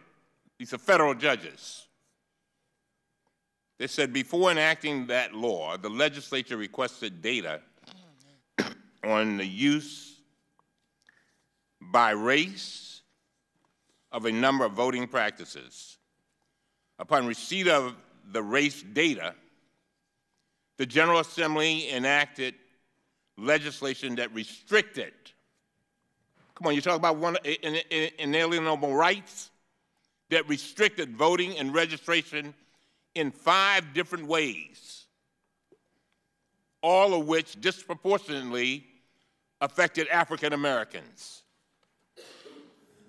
They went on to say, this is the Fourth Circuit. I didn't say this. The federal court said it. Said in response to claims that intentional racial discrimination animated its action, the state offered only meager justifications. Although the new provisions target, this is what the court said, although the new provisions target African Americans with almost surgical precision, they constitute inapt remedies for the problems assertedly justifying them, and in fact impose cures for problems that did not even exist. They went on to say, thus, the asserted justifications cannot and do not conceal the state's true motivation, end of quote. The reason why that quote means so much to me is that 1 year ago today, on my mother's dying bed at 92 years old, former sharecropper, her last words were do not let them take our votes away from us. They had fought, she had fought and seen people harmed, beaten, trying to vote. Talk about inalienable rights. Voting is crucial, and I don't give a damn how you look at it. There are efforts to stop people from voting. That's not right. This is not Russia. This is the United States of America. And I will fight until the death to make sure every citizen, whether they're Green Party, whether they're Freedom Party, whether they're Democrat, whether they're Republican, whoever has that right to vote. Because it is the essence of our democracy. And we can play around and act like it's not. And guess what? I want to be clear that when they look back on this moment 200 years from now, that there are those of us who stood up, and they'll be able to say they stood up and said, we will defend, they defended the right to vote. Because you know what the problem is? For so many people, their rights are pulled away from them, then they got to put in laws to get them back. Pulled away from them. What does that mean? They cannot progress rapidly. They cannot progress with the rest of society. And all they're trying to do is trying to control their own destiny. I'd like to just hear your comments, Ms. Hobart and Mr. Mabrani, on the Fourth Circuit's opinion. So we have seen since 2010 a number of states move efforts to shut down opportunities for people to vote. We've seen proof of citizenship laws, photo ID. We've seen early voting days repealed. We have seen states that have election day registration repealed, all in efforts to make it difficult for people to vote. A lot of this is focused on so-called in-person voter fraud, which there is a 0.0003% chance that happens. It is a very rare thing. So what we have is all these measures that are trying to tap down on something that isn't happening out there, and the end result is we see many people purge from voter rolls and other things with the thought that they're going to be addressing something that isn't happening very frequently. And so that is a real challenge, and one that we've seen in states across the country. And the reforms in H.R. 1 to put in place early voting, to deal with voting machines and so that they're working and functioning, to add poll workers where we have a real shortage in poll workers so people aren't standing in line and leaving. All of these things are put in place to help create opportunities for people to vote. Election day registration is a perfect antidote to a purge so that you can show up on election day. If you see that there's a problem, then you can register to vote and vote on that day. And that's why it's so important to be looking at these reforms. Running. The one thing I want to add to that is that these reforms not just make it easier for people to vote and are proven to increase turnout and participation, they actually increase the accuracy of the rolls. So what we're hearing as reasons not to adopt things like automatic voter registration, same-day voter registration. As was said earlier, these are reforms that already exist in states across the country, and the Brennan Center has studied the implementation of them, and they've shown to increase the accuracy of the poll and to even decrease existing errors in the system. And I just want to say, Mr. Chairman, I appreciate your telling that incredibly personal story and the impact that it had on me personally, and I'm sure on everyone who is listening. Mr. Heiss.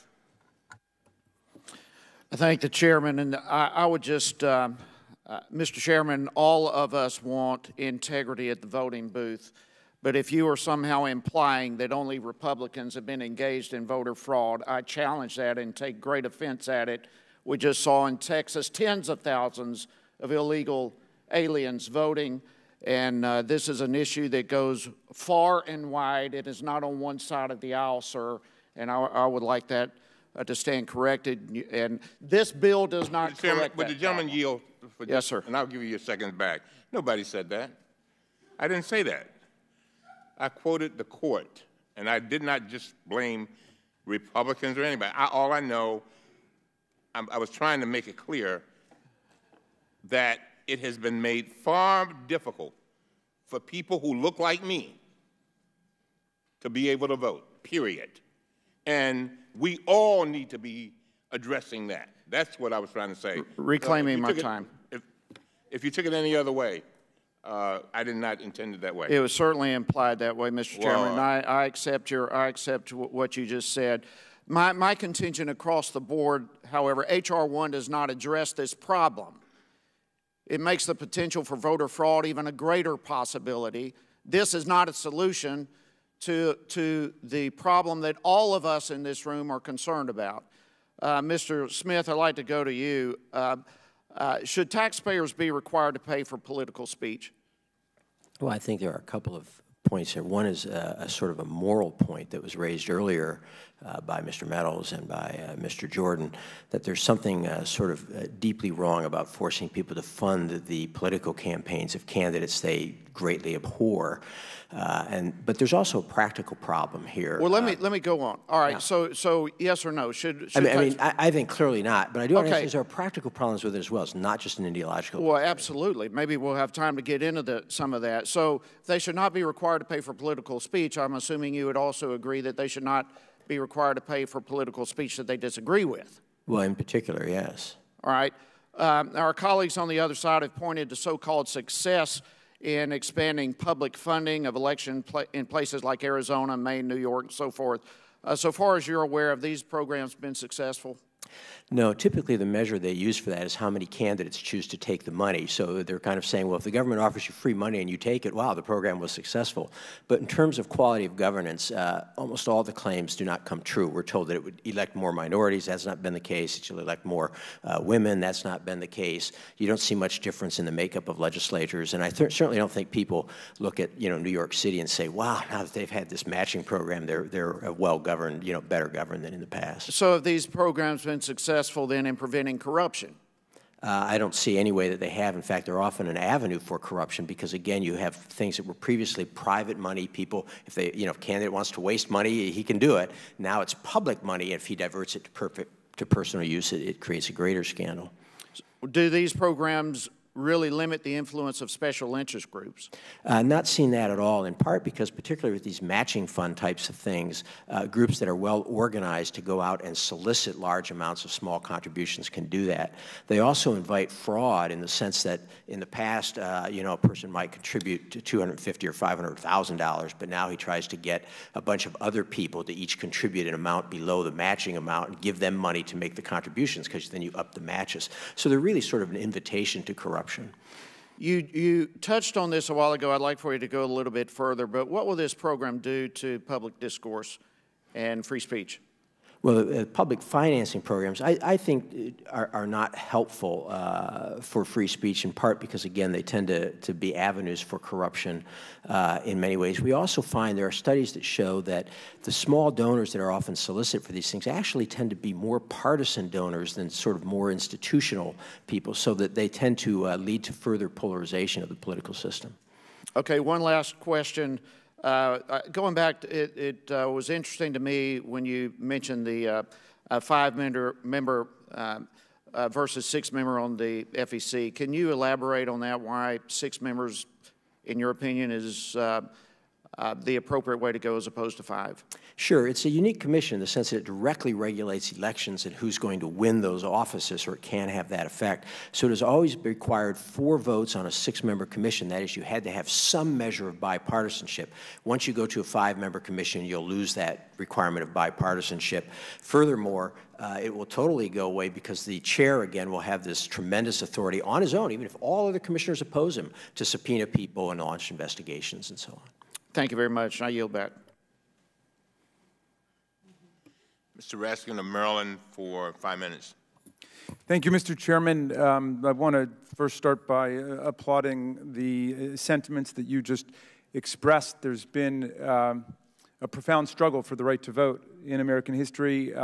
We began with the vast majority of people in our country not having the right to vote, but through political struggle and constitutional change, we have enlarged the electorate to include African Americans and to include women, to include 18-year-olds. We've dismantled the property and wealth qualifications. And at every turn, there have been forces of conservatism and reaction that have tried to stop the changes, oftentimes claiming fraud, oftentimes claiming that the people newly enfranchised weren't really truly deserving voters. And so we're seeing the same historical process reenacted right now. But that's just the first part of the issue. Once we get people elected to office, there's the problem of the agency of people who go into government. The founders of the Constitution wrote in Article 1, Section 9, the Emoluments Clause, to make sure that the president and other federal officials would not be on the take from foreign powers, kings, princes, and governments, would accept no money at all, no payments whatsoever, no offices, no titles, no emoluments. And yet, with that signal original breach, that original sin, this administration basically opened the floodgates on corruption in Washington and then appointed a fox to preside over every hen house in Washington, every regulatory agency taken over by a regulated industry. So we need to protect the right to vote against these constant efforts to take people's right to vote away, and we need to make sure that the people who come to work in Washington are actually serving the American people. And that's what part of this legislation is all about. It's about strengthening the Office of Government Ethics. And it includes the Executive Branch Comprehensive Ethics Enforcement Act, which I'm proud to introduce on the House side, along with Senator Blumenthal on the Senate side. One of the things it would do is to provide the director of the Office of Government Ethics with the same authority that inspectors general have to subpoena documents. And I'm wondering, Mr. Amy, starting with you, how would this help the work of the OGE director? And can you give us some examples of what that might mean? Well, specifically, I mean, that's one of the problems. The OGE currently has some authorities. They're very limited authorities to conduct investigations, hold a hearing, and ask government officials to come in and testify. But that needs to be strengthened. We have found that OGE is really a paper tiger. Without this authority, it's very difficult. The ethics system is really based on self-policing. You know, from day one, I mean, it's up to a government official to come to an ethics officer and disclose certain things. It's during the confirmation process, it's up to them to go to OGE and make certain disclosures. And that's where at least allowing OGE to subpoena and hold the proper investigation with the proper information in front of them will instill the fact that, you know, we're trying to get to the conflicts of interest and whatever waivers, recusals, or exemptions apply to make it more transparent so we're aware of those conflicts and we can handle them in due course. Thank you very much. Mr. Schaub, you testified before this committee in 2015 while you were the director of the Office of Government Ethics. And during that hearing, Mr. Chaffetz, who was then the chairman of the committee, was frustrated with some of your testimony because the OGE was not doing its own investigations, and he thought it was toothless. He said, and I quote, "And I'm just suggesting that you're just shuffling paperwork. If you're just taking everything at face value and then reprinting and putting it up on the shelf, what good are you? Why should we even have you if you're not going to actually review them and hold people accountable and do an investigation?" H.R. 1 would, in fact, give OGE precisely the authority to do meaningful investigations that Chairman Chaffetz and our counterparts on the other side of the aisle were demanding then. Isn't that right? I think that's absolutely right. At the time, I tried to explain that as a practical matter, despite the appearance of language that might look like investigative authority in the current version of the Ethics in Government Act, OGE was powerless to actually conduct any kind of investigation. This bill would change that. I wonder if you would give us a sense of this culture of corruption and lawlessness which now permeates Washington. Most people would be astounded to know that people come to Washington, go into a federal agency, not in order to pursue the common good and protect the public interest, but in order to pursue other agendas. Can you suggest from your wide experience in this field what those other agendas might be? Well, I I think one of the concerns that we look at is the types of loyalties that they have. And the goal of any ethics program should be to ensure that the loyalty of the government officials is only to the people they serve and not to companies for which they previously lobbied or previously served as a high-level executive or anything like that.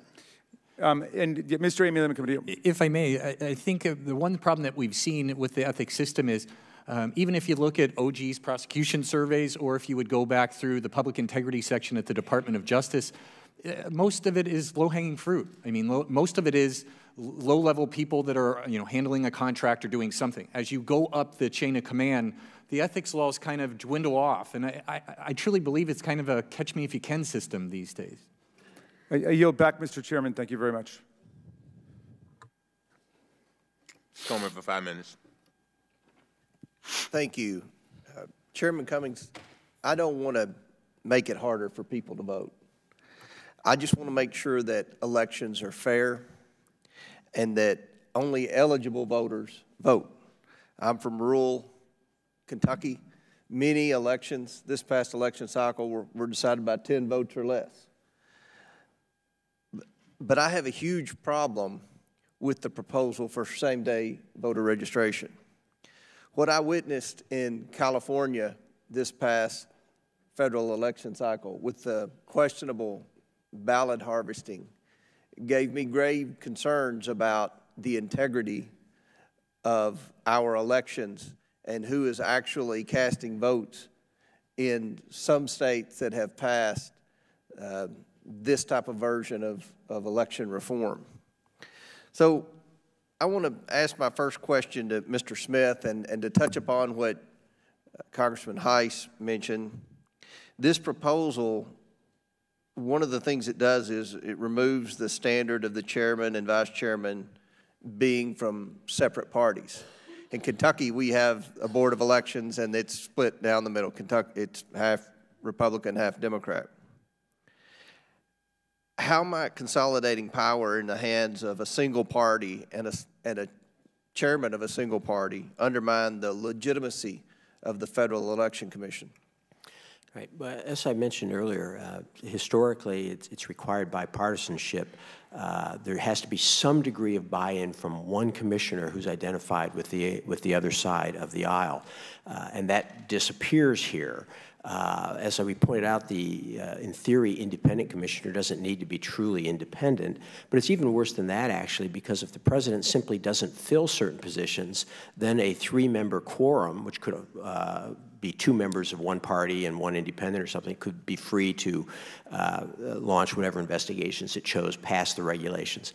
The regulations that you pass, of course, can be terribly biased in favor of one party or the other, but also the enforcement process, the priorities you choose, how you choose to go after people, whether you choose to pursue certain folks can be very damaging. And as I pointed out, oftentimes the punishment is in the process itself.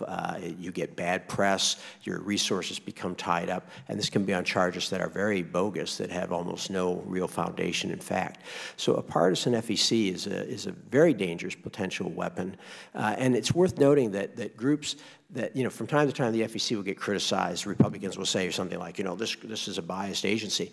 And the very first response that always comes out of the mouth of people like some of the organizations represented down the table here is, requires some degree of bipartisanship, right? See, they themselves know that that's really the only thing that gives the agency its legitimacy, is that bipartisan makeup.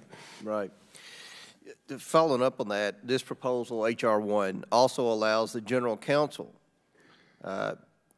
to initiate an investigation without bipartisan support and issue subpoenas on his own authority. Does the bill provide sufficient checks on the general counsel to make sure this significant authority is not abused? Well, I don't think it does. I mean, there is the possibility for the commission to override the general counsel's actions, but if the commission doesn't act, doesn't have time to act, for some reason or another can't muster a quorum, the general counsel can simply plow ahead. Plus, it allows the commissioners themselves to dodge any responsibility. They can simply not vote and let the general counsel's recommendation move forward. And note that first general counsel will be appointed by the chair with concurrence of 2 other commissioners. He doesn't need concurrence of 2 others for this, but those will all be people appointed by this first president who makes that appointment. And once he's in, he can stay in indefinitely unless you can muster a majority to vote him out. Let me ask you this last question. The asserted purpose of H.R. 1 is to increase transparency in the electoral process. I think we would all support that. But in what way does creating a secretive, taxpayer-funded blue ribbon panel to lobby the president about whom to appoint to the FEC increase transparency? Well, this is a fascinating little part of the bill. One part of the bill requires the creation of this blue ribbon panel that's supposed to make recommendations to the president as to whom he ought to appoint to the FEC. It's not quite clear what the purpose of the panel is, since they don't have binding authority, but it is very interesting that the first thing the bill does then is take this body out of the requirements of the Federal Advisory Committee Act, which exists precisely to make sure that it operates transparently and it allows it to operate in secret. Thank you, Mr. Chairman. I yield back. Thank you very much, Mr. Ruda. Thank you, Mr. Chairman, and thank you for your comments earlier. A clear reminder for all of us here as to what our obligations are to all Americans. In 2010, Citizens United was settled by the Supreme Court. In that decision, the majority made it very clear that they did not think that decision would have virtually any impact on dark, soft money coming into the election process. The reality is, in that same year, there was approximately $140 million of dark money that came into the election process, yet in 2016, it was $1.6 billion. $1.6 billion. All because the Supreme Court decision basically said corporations are people too. Now, I don't know about you, but personally, I've never held hands with a corporation. I've never dated a corporation. I've never made out with a corporation. And I'm pretty sure no one else in this room has either.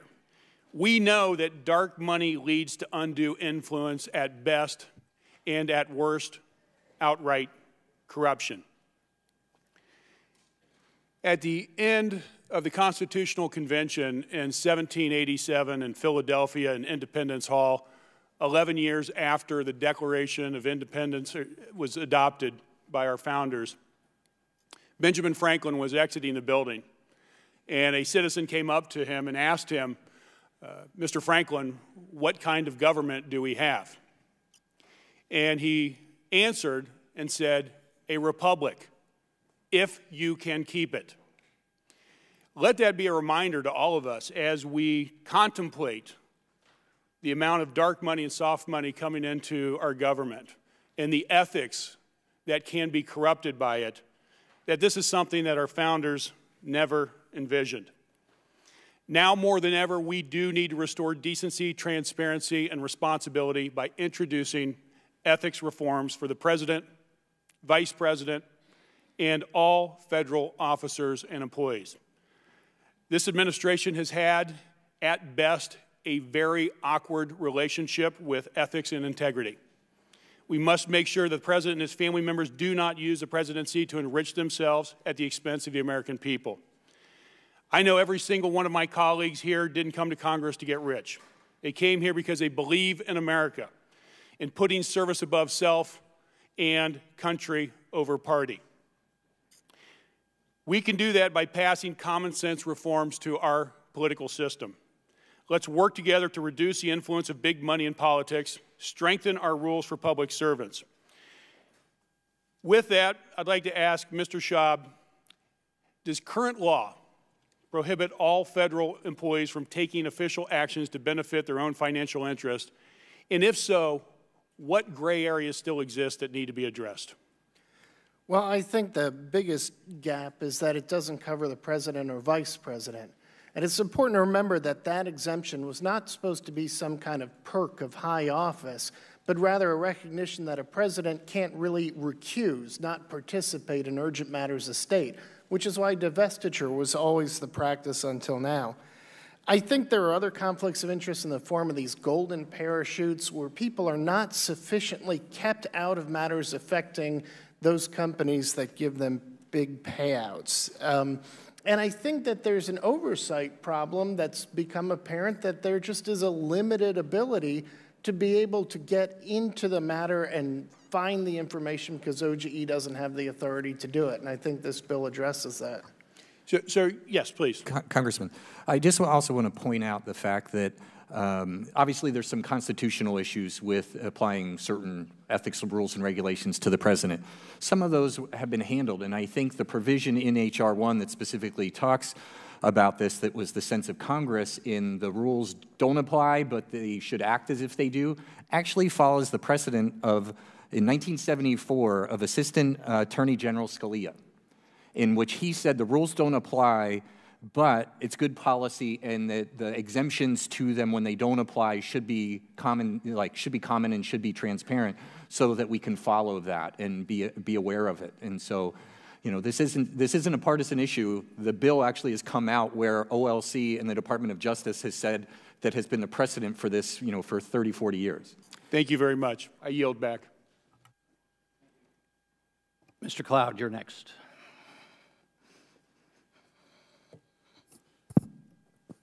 Thank you, Chairman. There's no doubt that government is broken. This Congress, especially, I can tell you after being here 6 months, my thoughts on that matter have only been confirmed. But for all the what we'll assume are the best intentions, historically centralizing power has only led to more corruption. I think a great example of this was how we saw the IRS weaponized against groups that didn't agree with the political leaning at the time. I'm also puzzled by the kind of thinking that says, well, we don't trust government, so let's give them more power. I think the founders understood this in creating a federalist republic form of government. And Mr. Smith, that brings me to a question. You mentioned in your testimony, I believe I counted 28 times you mentioned the word unconstitutional. Could you speak to some of your concerns with this bill in reference to the Constitution? Sure, and I'll focus on the speech parts because that's what the Institution for Free Speech does, the Institute for Free Speech. One of the things it does, for example, is it would regulate speech that uses the term, the bill uses the term promotes, supports, attacks, or opposes a candidate. That term is extremely vague. It's not really clear what it means. If somebody were to, if a union were to take out an ad saying it's unfair that federal employees should have to be laid off during a shutdown, you know, tell President Trump to reopen the government. Is that attacking President Trump or not? The Supreme Court has long said you have to have a clear standard so that people know what they can say and what they don't when they have to start reporting to the federal government when their ability to finance ads is limited in different ways. So that's one thing, the vagueness of that phrase and other phrase. Another example would be that the bill presumes that certain people are coordinated or coordinating their activities with candidates, even if they are not actually, in fact, coordinating their activities with candidates. I used an example earlier in response to one of your colleagues, noting that, for example, if you had a former intern, paid intern, go off and work for a citizens group and they had concerns about the bill, about some bill, they would be prohibited from advertising on that because anything they did would be considered coordinated, even if it wasn't, and because they're a corporation, they can't do coordinated expenditures at all. So this would mean, for example, if somebody were to leave the minority staff and go, or majority staff and go to work for the ACLU, at that point, the ACLU would have to be quiet on any kind of legislation they might want to comment on. That's clearly unconstitutional under a case called Colorado Republican Campaign Committee. The Supreme Court said you can't presume coordination. People actually have to engage in coordination before you can tell them that you can limit their political speech. So those would be just two quick examples where I think the bill clearly goes off the rails and into the teeth of existing constitutional law. Thank you. This bill also purports to limit foreign influence in the elections. Could you speak to how this limits foreign interference, namely to illegal immigrants voting in our elections? I'm not really prepared to talk about how it pertains. Obviously, illegal immigrants are not allowed to vote in U.S. elections. You know, we've not, because we're a speech organization, we've not really commented much on the voting rights provisions of the bill. I will say that one thing that's often overlooked is the issue is not really that illegal immigrants might vote in elections. I think the more legitimate concern is that illegal immigrants then count in the census, and thus they inflate the congressional representation of areas in which they tend to settle. And it's no secret that those areas have tended to be, in recent years, areas represented by Democrats. So essentially, it's a way that you kind of boost Democratic representation because these non-voters are included in the population. Now, that may not be an inherently wrong thing. There's different theories of regulation or of representation, but that is the effect there. Well, can you speak to any certain provisions in this bill that might secure the vote for citizens?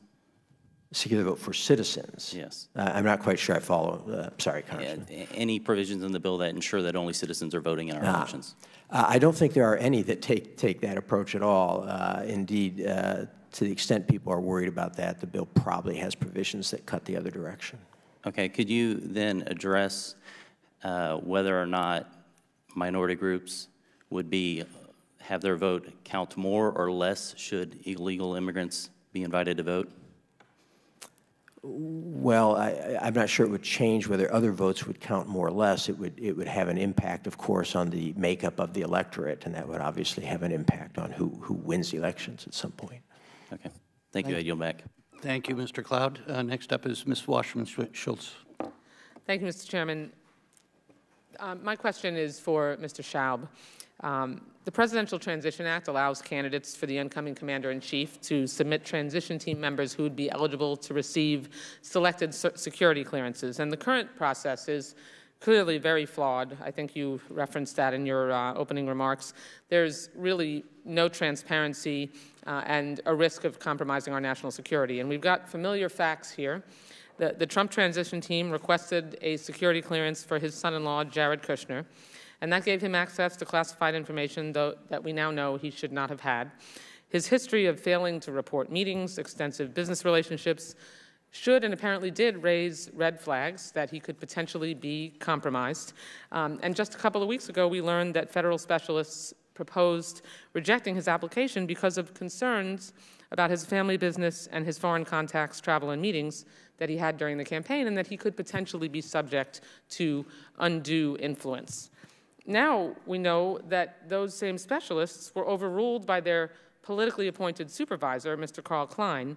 And in fact, Mr. Chairman, as I'm sure you are aware, Mr. Klein overruled 30 such clearances, which is an unprecedented amount. Apparently, there had only been one prior overruling, I think, in the history of that process. Now, for the record, the committee might recall, I actually proposed 2 amendments in the appropriations bill in 2017 to revoke Mr. Kushner's security clearance because he repeatedly violated the rules and didn't report meetings that he had had because he forgot about them. I don't know about you, but I generally remember the foreign contact meetings, and I have a record of them. I don't just forget them and repeatedly have to amend applications. Most people wouldn't. So it's strained credulity to suggest that these were meetings that he didn't remember. So we can't have the fox watching the henhouse any longer. And this bill at least takes a step towards transparency, but how can we ensure that these overrulings are no longer allowed? And what steps do you think need to be taken to make sure that people in the White House and the executive branch who should not have security clearances don't have them, can't get them, and have them revoked when they've been temporarily granted? Well, I think that turning first to your comments about the transition team, I think it's very important that this bill addresses ethics for the transition team. It's well established that it's not governmental, yet it does receive governmental funds. Right. It's full of people who are about to become government officials, and it's full of people who are getting access to information. In terms of the security clearance process, I don't have specific recommendations on that. That's not my specialty. It is important, however, to depoliticize it as much as possible and take steps to make sure that there isn't political interference in the security clearance process. I also think in this case we have a nepotism problem where you've got an individual who repeatedly amended his security clearance form. I have never in all my years seen as many amendments to a financial disclosure reform as he had to make. And I think that this is the kind of thing that would ordinarily potentially lead to either a termination or a revocation of security clearance, but you've got a president's son-in-law in office, which is another major departure from the prior 50 years of governmental practice. Thank you. Yes, Mr. Mabani? If I just may say on security clearances, having worked on hundreds of these, not once out of all of my experience in the White House do I recall overruling the decisions of a career professional. And I think making sure that that process is led by career professionals is one way to prevent that from occurring. Another way, especially for those who are nominated to Senate-confirmed positions, is ensuring that their background investigations are fully completed before those folks are nominated and considered by the Senate. And Mr. Mabani, if I can ask you, since you do have experience in reviewing those security clearances, why do you think that, why did you not, do you not recall any of the clearances you reviewed being overruled? I don't recall any being overruled. But for, I mean, for what valid reason would there be to overrule a recommendation that someone not be granted a security clearance? What's the risk of doing that? So I never viewed myself as an expert, and it requires expert experience and training to understand the different factors that go into conducting a background investigation, what factors should be considered derogatory and potentially put an individual at risk of compromise, or other ways put national security at risk. And so I deferred to the professionals who did that for many years. It's your opinion that potentially national security is jeopardized with the overruling of these recommendations? I do think it puts national security at risk, yes. Thank you, Mr. Mabry. Thank you, Mr. Chairman. I yield back. You're welcome. I recognize Mr. Armstrong for his 5 minutes. Thank you, Mr. Chairman. And my question is for Mr. Smith. First, do you know the only state in the country without voter registration? No. Well, I'm going to give everybody a little trivia lesson. It's North Dakota. That was my guess, and I'm under oath. One of the things I think we run into when we do a federal one-size-fits-all piece of legislation is maybe the negative disparate impact it would have on certain rural states that do things in a very unique way, which we're very proud of. North Dakota is the only state in the country without voter registration. We have an incredibly robust rural voting program. We have counties that vote exclusively by mail, and we have developed these programs with input from our citizens, our electorate, our county officials, and dealing with those issues. We currently have no excuse absentee voting. We allow felons to vote immediately upon release from prison. Our poll workers are almost exclusively volunteers across the entire state. So in short, we have the best and easiest voting booth access in the entire country, and we are incredibly proud of that. We also are set up somewhat uniquely in that we have cities, counties, legislative districts, and one very big congressional district. But we have also gone through a lot of different issues, and one of the questions I have is each of these counties interacts differently with their voters based on the resources available to them. And if I read this bill, it requires mandatory 15-day early voting. Is that correct? That's my understanding. So what if you're an exclusively vote-by-mail county? Well, I'm not sure what you mean. I mean, if you're an exclusively vote-by-mail county, you have a long period to vote generally. So, and so in some of our counties, we actually go earlier than 15 days. Some of them we go shorter, but we have extended hours till like 10 p.m. So when we do mandatory early voting, is that required in each district or each precinct, or how? I mean, we set things up differently. Like in our larger city, we have 5 legislative districts, but our early voting is at 1 or 2 locations in that city. As I understand the bill, it would require all citizens have an opportunity for early voting. I'm not aware if it specifies all the polling locations where those have to take place. So, and we do.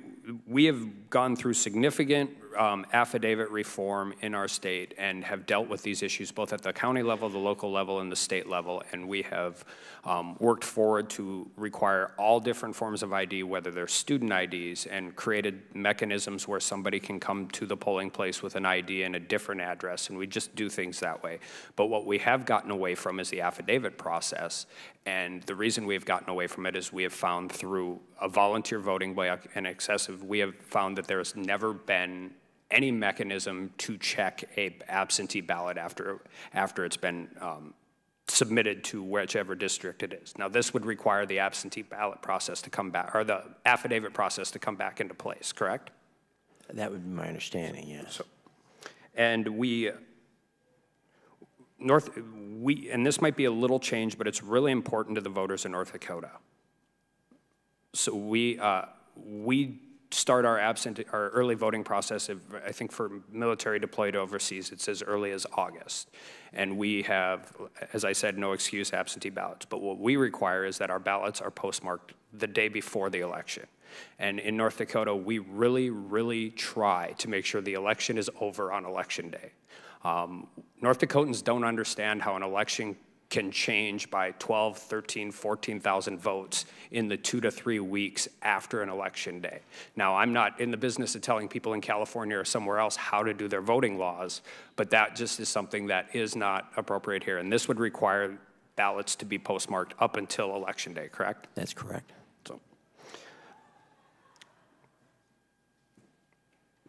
So when we are implementing laws at the federal level to deal with perceived or real problems in other areas of the country, I think we run into serious concerns about particularly rural districts who deal with these issues. Right now in our state legislature, we have a bill moving in place where county auditors and state legislators are dealing with voting precincts in particular counties, and it's a very unique North Dakota problem. And I would just caution everybody here to remember that those issues and those challenges are better suited to be dealt with by the people who are closest to their communities in dealing with the issues we face. And when we deal with these laws at this level, we turn this into something that we can't control at our local level. And we have unique challenges in North Dakota that other people don't. It's worth noting, Mr. Armstrong, that there actually are no federal elections. There are state elections for federal office, and you've made that point very well. I yield back. Thank you, Mr. Armstrong. The gentleman from Maryland, Mr. Sarbanes. Thank you, Mr. Chairman. I want to thank the panel. I wish Congressman Meadows were still here because I'm delighted that he's thinking of stepping into the small donor matching system that is proposed in H.R. 1. Because when you step into that system, you step into a system that is owned by the people. This is why it's in the bill. Because the public is tired of feeling like their elections, their system, their government, their democracy is owned by special interests, big corporations, Wall Street, oil and gas industry, super PACs, lobbyists, everybody but them. This is the power move. They want to own their democracy again. And all across the country, as you pointed out, citizens are stepping up and taking that power back by creating these systems where they're the owners, the rightful owners of their own democracy. And they can get that back, Mr. Mirbani, I think you said, for $1 a year. $1 a year. That's right. Per citizen. To ransom your democracy back from the people who've taken it hostage so you can call the shots. So I would love for Congressman Meadows to step into that system. I'd like every member. It's a voluntary system. You don't have to do it. But I'd like every person to step into that system because that's owned by the people. That's the whole idea. People are sick and tired of being sick and tired, to use Fannie Lou Hamer's words, at a system that is run by somebody else. So that's the argument for that system. Now let me get to a couple of the other things that have been mentioned here in the 3 minutes and 15 seconds that I have. Somebody said at the outset that this was theater. I think the ranking member said maybe it was theater. This is not theater. We're trying to set the table on the democracy, make people feel more empowered, like their voice counts and they're not locked out and left out of their own democracy and their own government and their own republic. That's why we're doing this. Somebody said, why are we hooking all these things together? Voting, ethics, campaign finance. Because the people have told us, if you just do one and you don't do the others, we're still frozen out, the system's still rigged. You fix the voting stuff, but if you go to Washington and nobody's behaving themselves, that doesn't solve the problem.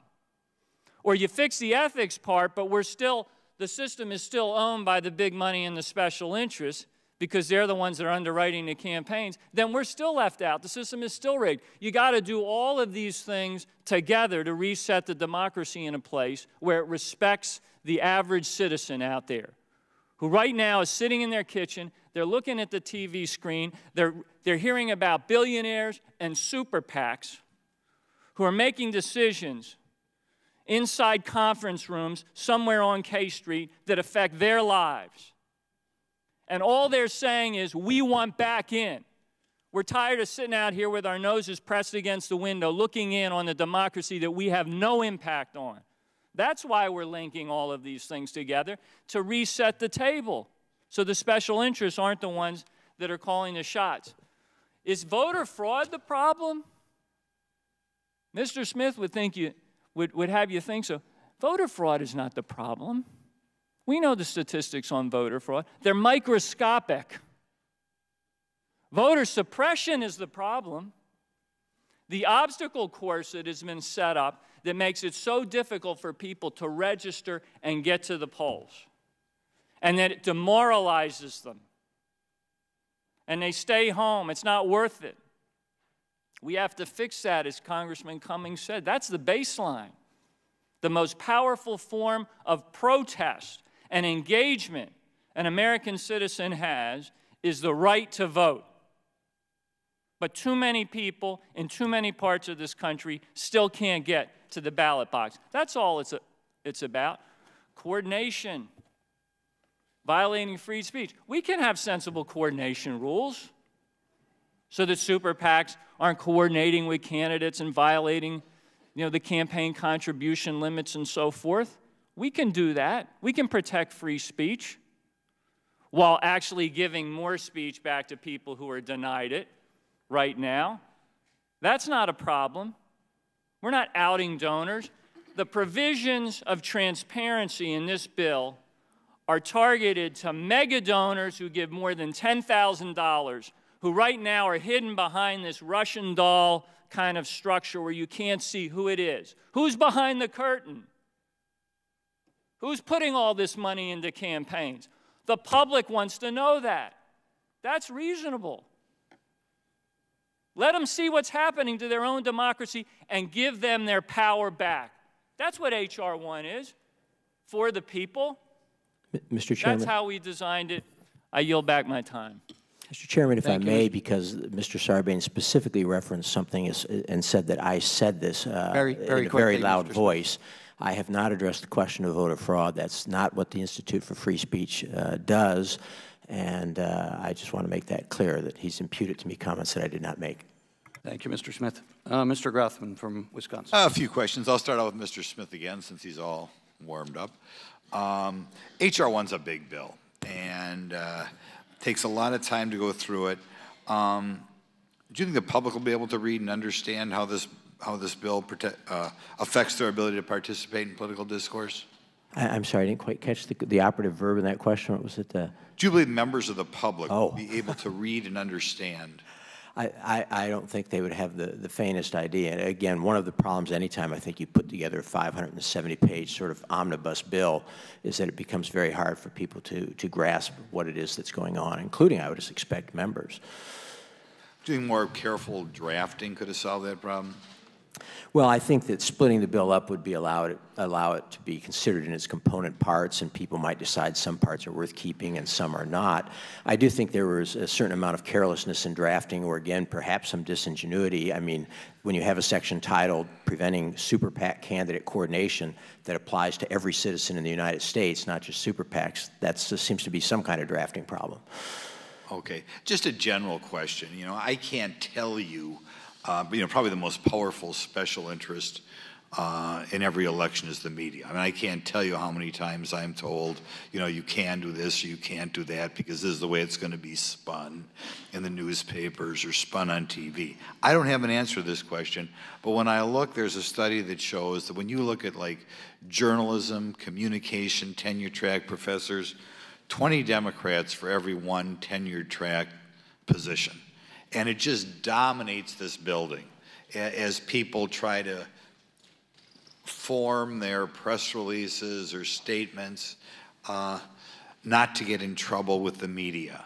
Do any of you have any suggestions as to what we can do, or is it just something we're always going to have to deal with, a situation in which apparently 95% of the professors, tenure track professors in journalism and communications, where the people who, you know, determine how what we do here is reported are Democrat in nature? Does anybody have any? Would you agree with me that it's hard to have fair elections as long as that happens? And is there anything we can do about it? It's clear, I'll go ahead and take the first stab at it. It's clear that the media has a tremendous amount of influence in elections, and they remain largely unregulated by this. And I'm not sure that you decrease that influence by putting limits on what groups of people can say and what citizens, you know, in the country operating through the groups they join can say and do.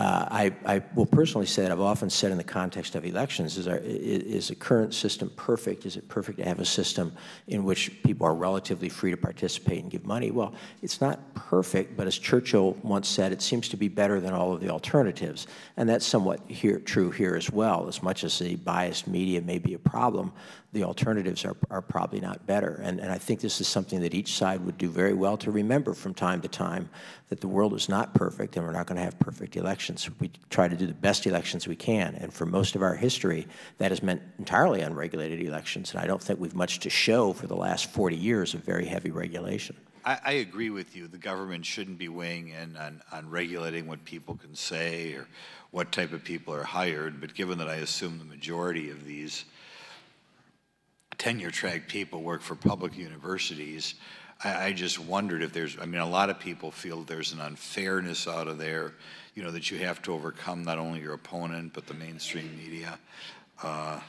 No suggestions as to how to deal with it. Okay, I'll go to something else, and people always ask me why we don't talk about this. The influence of money in elections. During the last administration, we had a situation in which the Secretary of State's husband was paid $500,000 on a speech in Russia. And, you know, I don't think there's any question if the Secretary of State herself had accepted $500,000. But do you think that we should begin to regulate the size of checks people are getting from spouses of relevant figures? Would that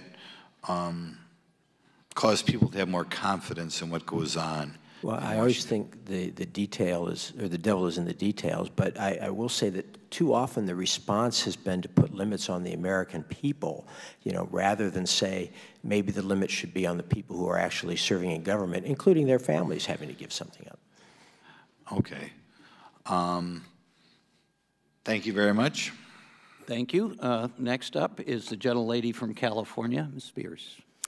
Thank you, Mr. Chairman. This is a great segue. Mr. Smith just suggested that maybe the families of people in government should have some restriction on their income. And I'd like to draw attention to Mr. Schaub, who has been of great service to our country, and to all of you for your presentations here today. But Ivanka Trump, who last I noted was the daughter of the President of the United States, has businesses. And she was granted 34 trademarks in China after her father was elected, and she became a member of the administration. These trademarks were granted during a period of economic tension between the United States and China and coincided with the Trump administration's lifting a ban on U.S. sales of technology to Chinese firm ZTE, which violated U.S. sanctions with illegal sales to Iran. Mr. Schaub, what are the risks to the American people about these kinds of conflicts of interest?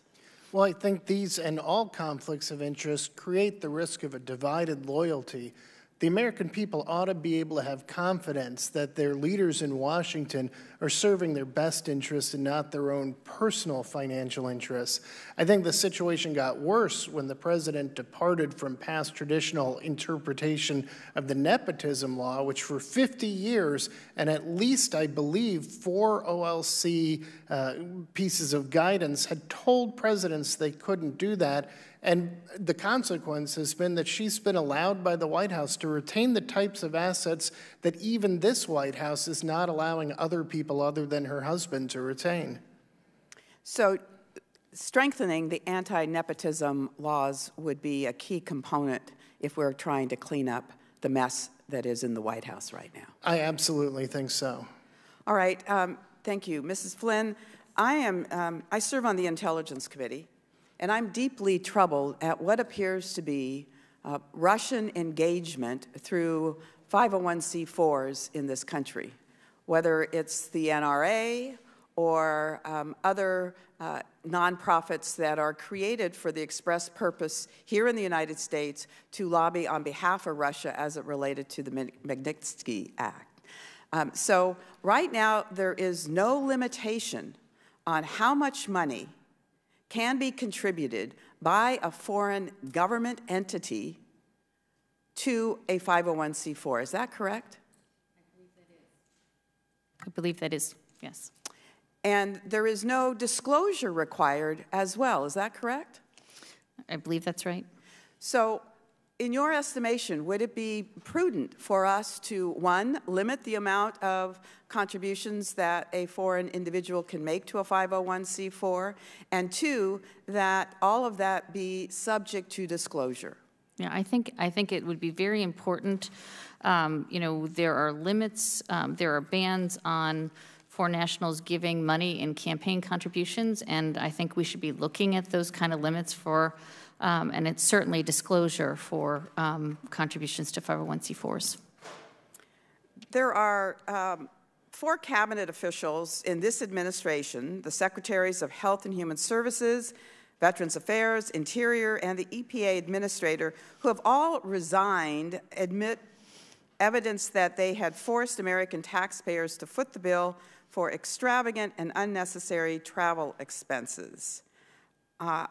And I would like to ask Mr. Mirbani if you can speak to the impact these resignations have had on the ability of the executive branch agencies to function effectively, and how we can relieve ourselves of the abuse that some of these secretaries of various cabinet posts were engaged in. Thank you. I'm going to refer back to something that I think multiple members of this panel said earlier, which is that leadership on ethics issues really sets the tone, from my experience, for the rest of staff at an agency. And that leadership should actually be coming from the White House. And there have been multiple practices spanning multiple decades by Republican and Democratic administrations and presidents that have done just that to make sure that they are avoiding even the perception of a conflict of interest or using their position for private gain. That's a bedrock principle in our democracy. And the bill, the H.R. 1, enshrines many of these practices into law, and I think would serve as a good first step for preventing some of what we've seen over the last couple of years. I yield back. Thank you. I now recognize Mr. Higgins from Louisiana. Thank you, Mr. Chairman. Mr. Chairman, in the spirit of bipartisanship, let me say I agree that H.R. 1 should be divided into its component parts, because perhaps it could be argued that there's some worthwhile legislation written in here, but as a totality of circumstance, one word describes this thing: wrong. Just wrong. This bill is exactly reflective of why our founding fathers passionately debated after the Revolutionary War, prior to the formation of our Federalist Society and central government. They passionately debated whether or not this thing could even work, if we could have a federalist society and a union of states with a strong central government and still maintain individual rights and freedoms. My colleague across the aisle mentioned Russia. Russia has been mentioned several times today. This bill resembles Russian government policy. Most of us here have taken an oath before we became congressmen and congresswomen. I took an oath as an Army soldier. I took oaths as a police officer, a sheriff's deputy. You panelists before us are courageous to come before this committee, where many very serious decisions will be made. Debates shall be engaged. But most of you have taken an oath as well. And may I say that the oaths that I took in my life were not to a company commander or a general or a sheriff or a chief or a marshal. They were to the constitutionalist principles that my oath represented. Mr. Smith, does our First Amendment protect freedom of speech? I think that goes without saying. Does H.R. 1 abridge the freedom of speech? Pardon? Pardon, I didn't hear that. Would you agree that H.R. 1 abridges the freedom of speech? Yes. Absolutely. Gives almost total partisan government control over the freedom of political speech in a representative republic where these freedoms have been paid for by the blood of patriots past. Are we worthy to be the Americans that occupy this body? Did our founders intend, Mr. Smith, for there to be an expiration date on our First Amendment rights? Any panelist? No. Of course not. That expiration date will come if H.R. 1 passes. Mr. Smith, I'd like to ask you, according to the tone that my colleagues have expressed here, Americans watching this would think that they stand for the abolishment of big money in political campaigns. According to my research, the Association of Trial Lawyers gave Democrat candidates in 2018 $2.2 million, while they gave Republican candidates about $130,000. This is not a bill of the people, by the people, and for the people. It's a bill of trial lawyers, for trial lawyers, and by trial lawyers. It greatly restricts the freedoms of speech of Americans assembled as nonprofit organizations or individual citizens. It hides behind titles that are quite misleading in an era when we know that many Americans that have the right to vote, yes, but don't get past headlines.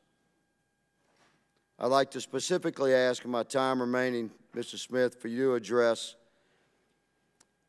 Explain to us all, please, what coordinated spenders are. This is quite troubling to me. I've read your testimony and those of your colleagues, the panelists. Incorporated nonprofits defined as coordinated speakers would be banned from spending money on speech. This is directly contrary to judicial decisions passed. Please, remaining my time, 40 seconds, explain to America what that is. In my prepared remarks, I have a number of examples, and the way this works is, of course, most groups that people belong to, the ACLU, the NRA, Right to Life, Planned Parenthood, the NAACP, are incorporated, and if corporations can't make any coordinated expenditures because those are treated as contributions. And so just to give some examples, if a member were to purchase a ticket to a fundraiser for one of these organizations for $100 or $150, and 5 years later, that member declared his candidacy for the Senate, that organization could not make any expenditures, not only directly advocating his election or defeat, but even talking about the candidate in ways that might be deemed by someone to be. In my remaining 5 seconds, yes or no, would this have a chilling effect on the freedom of speech of Americans assembled from sea to shining sea? Absolutely. I yield back, Mr. Chairman. Thank the gentleman. Thank you for taking your allotted time. I now recognize myself for 5 minutes. This is a fascinating conversation. I want to thank Mr. Sarbanes for his leadership on this. He's put incredible hours into it, and I appreciate it. I have seen him in action across the country, talking to electeds of both parties. What this really is about is power. Ms. Hobart Flynn in 1970, when John Gardner started your organization, a Republican who served a Democratic administration, It was about power then, it's about power now, and we've grown.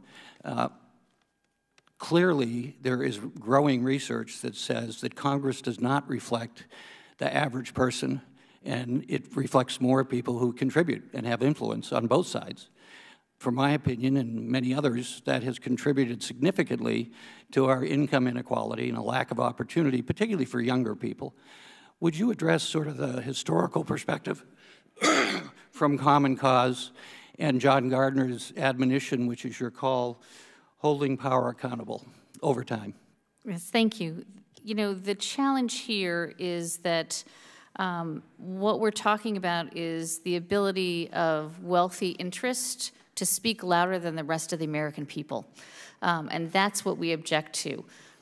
What we are doing is not actually putting in place anything that violates anybody's freedom of speech. We're talking about simple things like disclosure, a voluntary system of small donor reform.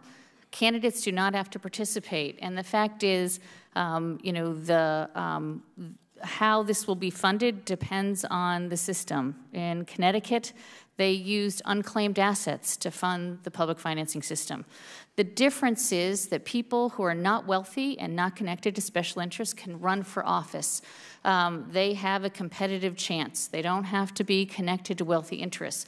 And then once elected, they are free to serve based on what their constituents want, and they don't have wealthy interests coming up and saying, hey, this is what I need you to do, I need this tax break or something else. It frees them. And so what you see in those kinds of systems is that people govern differently. I saw a palatable difference with lobbyists who were treated by freshmen who ran under the program. They didn't think they were powerful. They treated them, you can tell me information, but you have no control, no monetary control. And so they can enact what is best in the best interests of their citizens. Those are the kinds of things we need to look at. A comprehensive approach also deals with ethics. So you may have this system set up that people can choose to run in or not. But if in the end they're taking money through the back door in gifts and money that goes to their businesses, they still could have corruption problems. So you need to look more broadly at these issues. You also need not only to lift the voice of small donors, but lift the voice of all Americans so that they can vote and have a voice in their democracy. And so that's why you see these voting measures that are so incredibly important to make it easier. And actually, it ends up saving money when you move to online voter registration. There are checks in place so that you're not capturing illegal immigrants in voting. So what we want to see is a chance to have, you know, independent agencies. And the Federal Election Commission is one that's flawed, that has not worked, and you've had Republicans block enforcement of the law. We need agencies that enforce the law with integrity. And so you can have things like blue ribbon commissions, like they talk about in this bill. There are other models to look at in Wisconsin with the Government Accountability Board, in Connecticut with bipartisan and independents involved. So it is a holistic approach to try and ensure that people's voices are heard in our democracy. And just editorial comment, I'm constantly reminded as a former history major, the history around us when Teddy Roosevelt talked about the malefactors of great wealth and the influence of trusts in the Congress, and what that led to is the inequality that we now rival at this point in time. Mr. Schaub, just briefly, could you elaborate on your on the positive aspects of making your former position directly be able to respond to report to Congress, and some trouble we have had with OGE getting written responses that both the Republicans and Democrats have been frustrated by? Yeah, I think one of the problems is that OGE's two sister agencies, the Merit Systems Protection Board and the Office of Special Counsel, can communicate directly with Congress, but OGE has to go through the political approval process through the White House's Office of Management and Budget, which means that OGE doesn't have the ability to alert Congress of problems or give them answers to the information they're seeking. And we've seen inspectors general and those other two agencies I've mentioned use this ability to great effect to protect the government's integrity. Thank you. Yield the remainder of my time. Our next speaker is Mr. Gibbs from Texas. Thank you. Ohio. Yeah, Ohio, I was going to say. Yeah. Texas is a great state, though. It's hard to miss. As is Ohio. Thank you, for our witnesses. First of all, I want to say on Ohio, I think the process is working pretty good. I know Ms. Flynn talked about long lines. A number of years ago, when I was in the State Senate, we passed some legislation, no excuse absentee ballots. Voting, you can get 30 days before the election. A lot of people are doing that.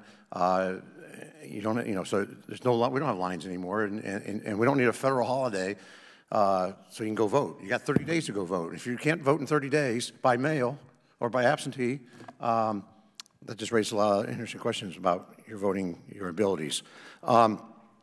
Also in Ohio, the Secretary of State, the practice has been to send out 2 or 3 weeks before absentee ballots will be mailed out to every registered voter in Ohio, saying, hey, if you want to let us know, here's an application for an absentee ballot, send it in, we'll send you an absentee ballot. Pretty simple. Mr. Smith, going through, I got some questions here. My understanding that that this bill authorizes a 3-judge panel here in the U.S. District Court in District of Columbia to redraw congressional districts in the states. Is that in the bill? I believe that's correct, but again, that's outside of the area that I'm most focused on. Okay. It's just bizarre that we have federalism and states' rights, that we'd have a 3-judge panel here in Washington, D.C., a one-size-fits-all for all the rest of the 50 states. So that's a big problem with the bill. As we've had this discussion that authorizes federal employees to poll workers and pay them and all that, we obviously don't need that in Ohio. We have a good system, a bipartisan system. Every county board has 2 Republicans, 2 Democrats, and every precinct that the poll workers, it's 50-50, bipartisan.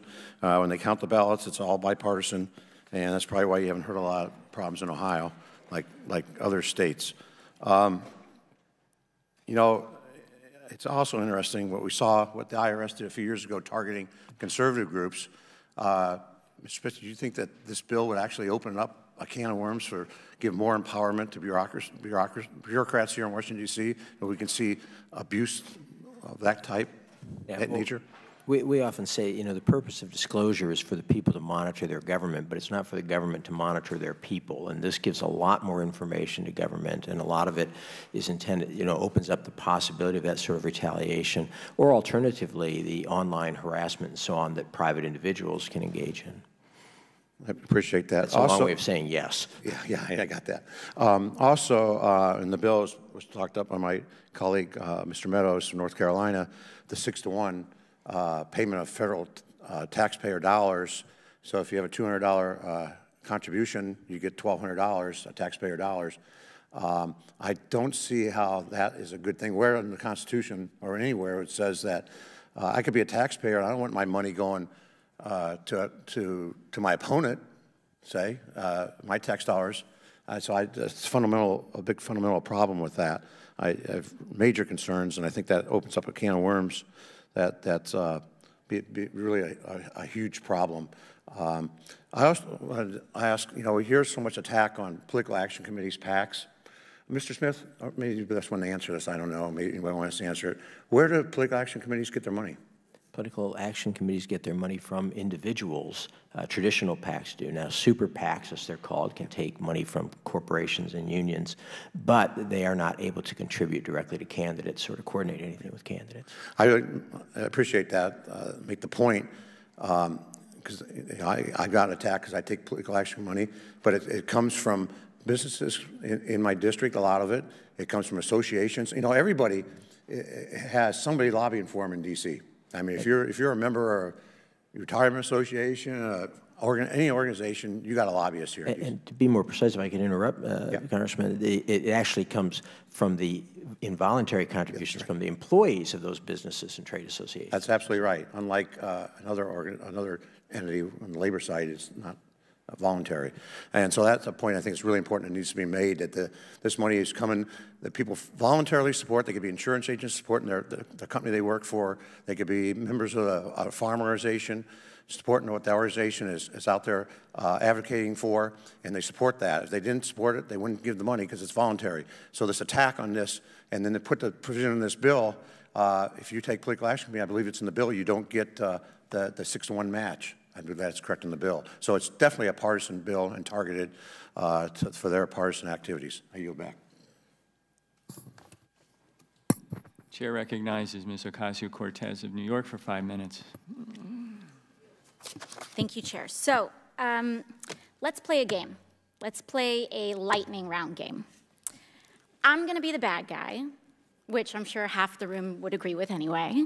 And I want to get away with as much bad things as possible, ideally to enrich myself and advance my interest, even if that means putting my interests ahead of the American people.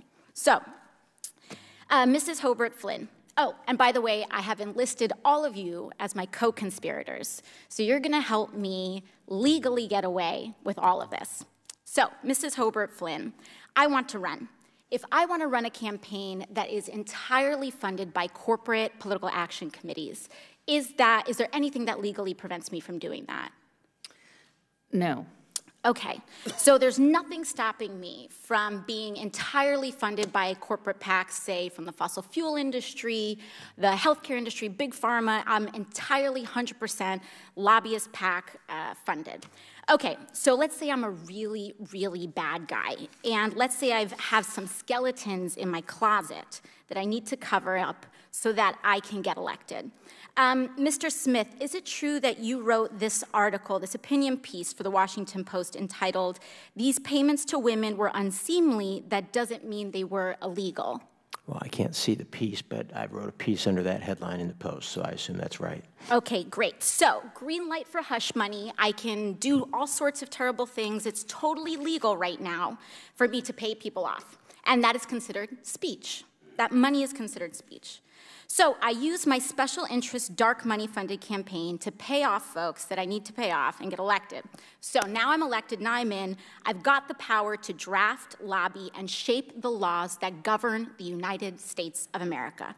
Fabulous. Now, is there any hard limit that I have, perhaps Mrs. Hobart Flynn, is there any hard limit that I have in terms of what legislation I'm allowed to touch? Are there any limits on the laws that I can write or influence, especially if I'm based on the special interest funds that I accepted to finance my campaign and get me elected in the first place? There's no limit. So there's none. So I can be totally funded by oil and gas. I can be totally funded by Big Pharma, come in, write Big Pharma laws, and there's no limits to that whatsoever. That's right.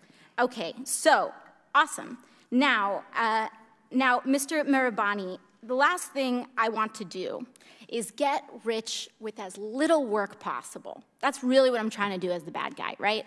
So is there anything preventing me from holding stocks, say, in an oil or gas company, and then writing laws to deregulate that industry and cause, that could potentially cause the stock value to soar and accrue a lot of money in that time?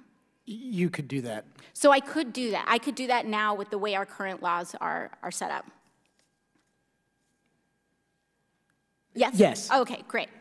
Okay, so my last question is, or one of my last questions, I guess I'd say, is it possible that any elements of this story apply to our current government and our current public servants right now? Yes. Yes. So we have a system that is fundamentally broken. We have these influences existing in this body, which means that these influences are here in this committee shaping the questions that are being asked of you all right now. Would you say that that's correct, Yes. Mr. Mirabani or Mr. Schaub? Yes. All right, so one last thing, Mr. Schaub. In relation to congressional oversight that we have, the limits that are placed on me as a congresswoman, compared to the executive branch and compared to, say, the President of the United States, would you say that Congress has the same sort of standard of accountability? Is there more teeth in that regulation in Congress on the President, or would you say it's about even, or more so on the federal? In terms of laws that apply to the president, yeah, there's just almost no laws at all that apply to the president. So I'm being held, and every person in this body is being held to a higher ethical standard than the President of the United States. That's right, because there are some ethics committee rules that apply to you. And it's already super legal, as we've seen, for me to be a pretty bad guy. So it's even easier for the President of the United States to be one, I would assume. That's right. Thank you very much. Mr. Roy of Texas is recognized for 5 minutes. Thank you, Chairman. Mr. Smith, I wondered if you might have any comments on the questioning by my colleague from New York. You seem to have a few notes you're writing down. Anything you want to say after that discussion? Well, I would say there are a couple things, for example, that would not be. She answers, is there anything that you know, could apply here? There are certain things that could not apply here. For example, the whole point of the article that she held up that I wrote was that you cannot use your campaign funds to make those kinds of payments. That would be illegal personal use. Campaign funds are not dark money. They are totally disclosed, so they are not dark money. It's worth noting, by the way, that earlier it was mentioned that dark money constituted about $1.7 billion. I believe that figure is incorrect by a factor of about 500%.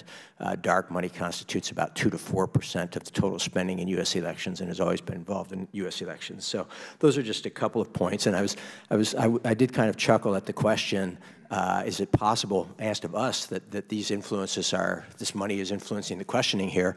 To that, I'd say that's something you have to ask yourselves if you're being influenced and see what you think. If you are, you might question yourselves. If you're not, you might question this hearing. A couple of questions about super PACs, as they are often referred to. Are federal candidates allowed to coordinate directly with a super PAC and or have anything to do legally with its formation?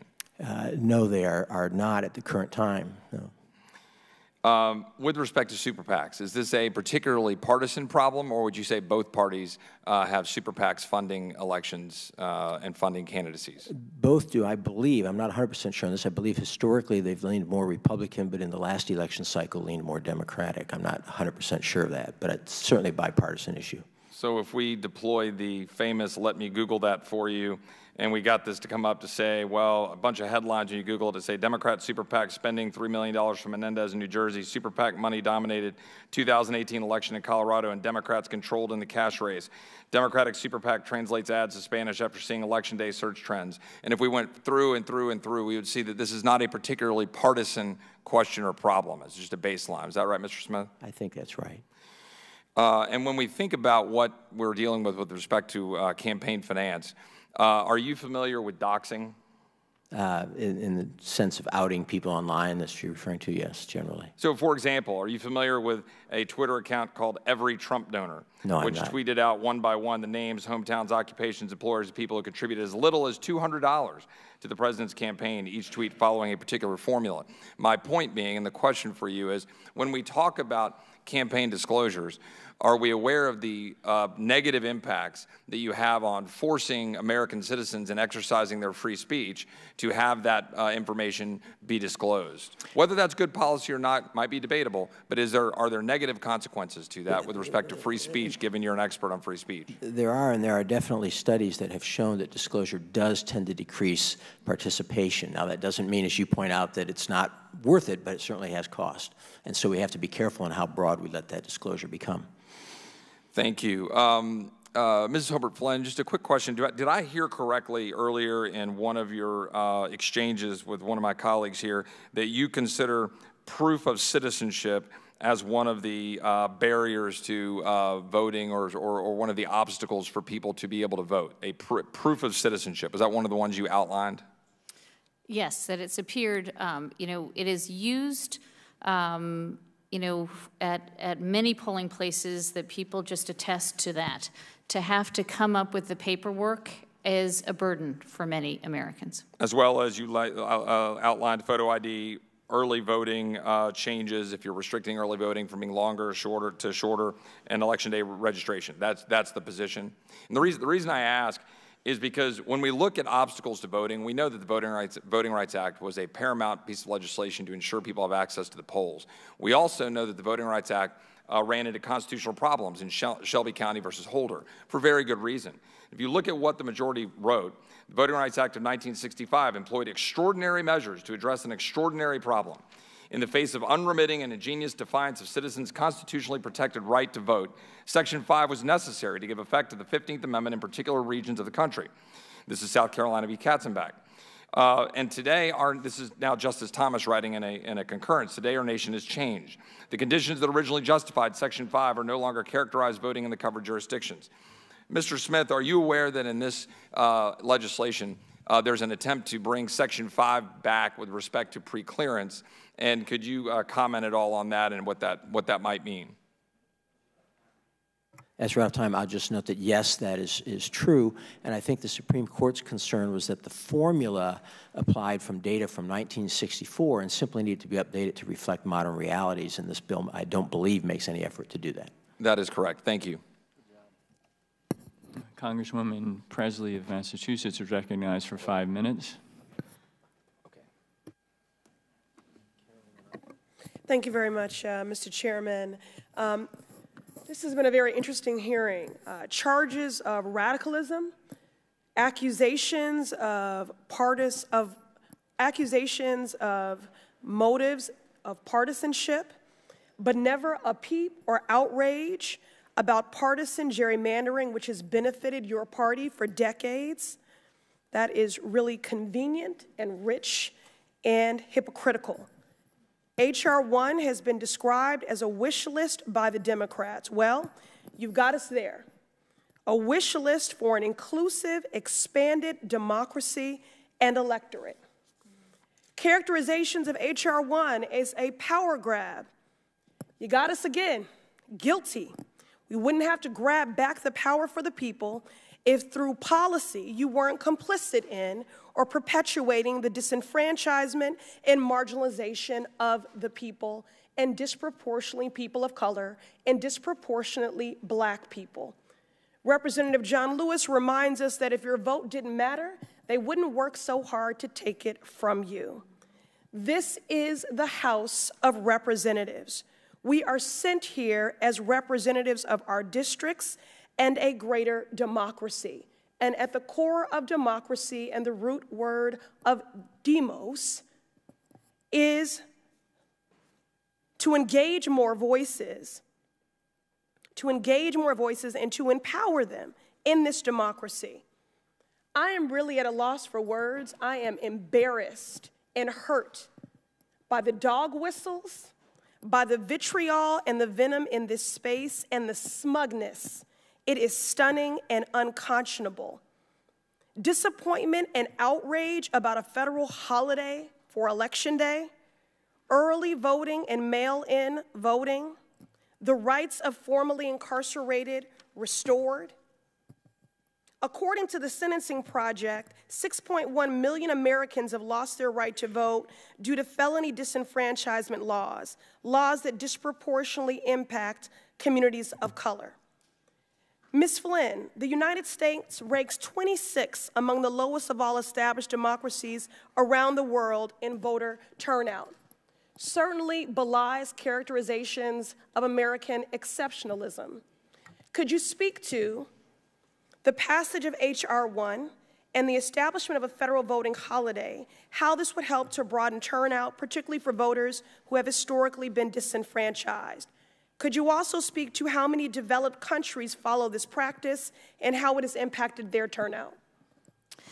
Yes, I apologize, I do not have information, but I will share it with the committee about other countries. But I will say that a federal holiday can make a huge difference for many Americans who cannot afford to take a day off of work to get to the polls, or as we have seen Common Cause and the Lawyers Committee and many other voting rights groups do election protection during the election season. And we saw long lines in states across the country. We had machines that were breaking down or switching votes. We had machines that did not work, and so people had long lines. Many people cannot afford to wait in line for 3, 4, 5 hours at a polling place, many have to get back to work. So a federal holiday would make a big difference. Thank you very much. Mr. Amy, so we've spoken a great deal about lobbying corruption. I'd like to speak about the corruption of contractors.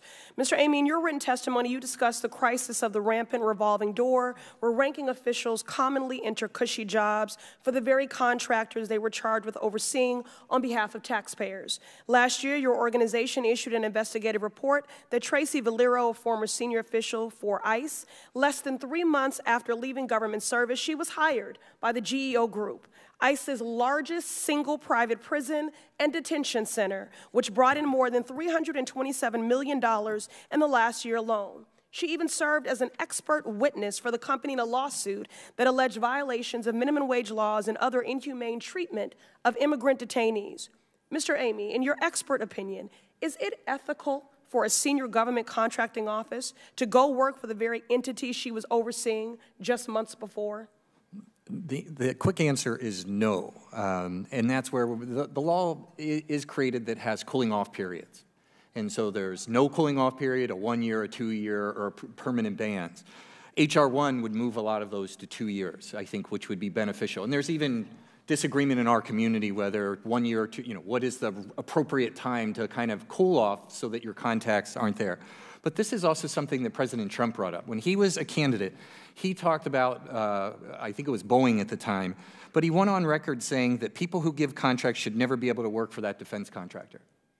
This isn't a bipartisan, this is a bipartisan issue. This is something we can resolve. The laws are already on the books. We just need some extensions and some tweaking of those to improve them and allow people to cool off and not be able to provide a competitive advantage to their new employer or favor them as they're in office and they're walking out the door.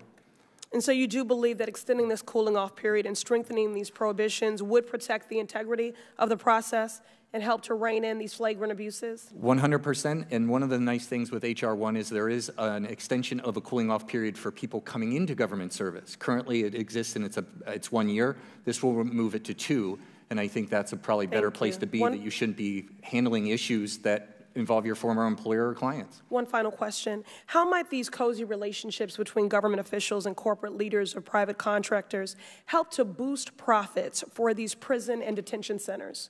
Well, certainly they go with a lot of information when they go over to the private sector, but it also allows them to get back into their former office and within their former agency and call on them. Access, as you were just pointing out, access is everything in this town. And so if you can get your phone calls answered, if you can get emails read, if you get meetings, at that point that can, not only with members of Congress, but with agency heads, that can determine who gets contracts. I mean, it does trickle down from the top, and we need to make sure that we prevent as many like actual and also appearances of conflicts of interest we can. Thank you so much. I yield. Sorry, this is my first time up here. I'd like to recognize Mrs. Miller from West Virginia for 5 minutes. Thank you, Madam Chairman. To all of you, thank you so much for being here today. Mr. Smith, in your testimony, you discussed the language utilized by groups that mention either federal candidates or elected officials, which promotes, attacks, supports, or opposes, otherwise known as PASO. It is my understanding that H.R. 1 uses this highly subjective qualifier as a standard for all communications. With that in mind, given the broad use of PASO in H.R. 1, what kind of chilling effect do you believe this will have on free speech in our country? Well, I think it will have a substantial chilling effect, and I think that's why the Supreme Court, in a number of opinions dating back for almost a half a century, has said that the standards used to regulate speech have to be clear and closely tied to elections, that this kind of vague standard does not work. For a long time, it used a standard of express advocacy. You had to say vote for, vote against, support, defeat. Later, the court expanded that a little bit to anything that was susceptible of no other reasonable meaning than a request to vote for a candidate, and even then only if it aired within 60 days of an election. So I think this kind of broad standard is almost certainly unconstitutional, and it's unconstitutional precisely because it chills so much speech that goes outside of efforts to elect candidates, our ability just to talk about issues and civic affairs. Well, that pretty much leads into my second question, which was what impact would the passage of this legislation have on those groups that are not political but may put out policy-oriented communications? It would be very serious, and I've given a number of examples in the written testimony. I just say that I should add to this, of course, that the bill includes personal liability for officers and directors of some of these organizations. So you'd almost have to be crazy to let your organization get anywhere close to this promote, support, attack, oppose standard. And again, what does that mean? As I suggested, again, a government union might take out an ad maybe in a month, right, or 3 weeks from now saying, don't let President Trump, we shouldn't have to pay because he wants his wall in Mexico, so tell him to reopen the government. Is that an attack on President Trump? I think that's the kind of thing that folks would not know and would make people very hesitant to run that kind of ad. So it is a personal risk as well. Yes.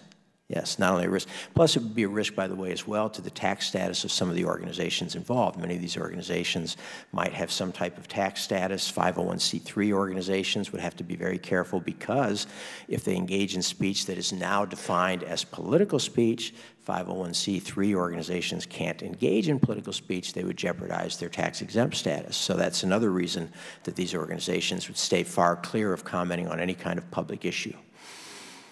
Thank you very much. I yield back my time. Will the gentlewoman yield? I yield to, wait, who asked that? Carol. Yes, I yield. I thank the chairman. I thank the chairman. I want to come in and actually, Ms. Flynn, want to come to you briefly. You're a nonpartisan group, is that correct? Yes, it is. All right, Mr. Schaub, you are here representing Crew, is that correct? Yes. You're a nonpartisan group? Yes. So is there anything to be learned by your board members and who they contribute to?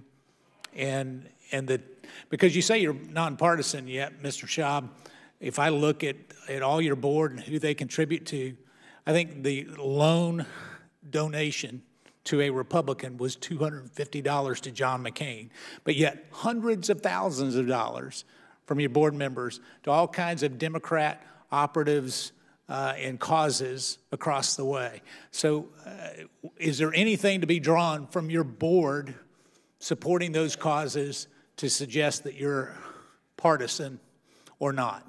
No. No, and all right. And they don't. So I'm confused a little bit, Mr. Schaub. If we can't draw that conclusion, then how in the world can we draw conclusions about other related entities in the government based on their association or lack thereof of other individuals? Entities in the government? Yeah. I mean, you're making all kinds of accusations that, with the chairwoman's permission, let me finish the one question very quickly. So in that, your board is inherently left-leaning based on their political contributions. And you're saying that that has no input or direction on what your organization stands for. Is that your sworn testimony here today? It's a nonpartisan group, yes. All right, I yield back. Mr. Conniff from California is recognized for 5 minutes. Thank you, Madam Chair. I want to thank John Sarbanes and Chairman Cummings for their leadership. Mr. Smith, you're a student of history, I can tell. So I want to read you a quote and see if you can guess which president said this. "It is well to provide that corporations shall not contribute to presidential or national campaigns, and furthermore to provide the publication of both contributions and expenditures. However, no such law would hamper an unscrupulous man of unlimited means from buying his way into office.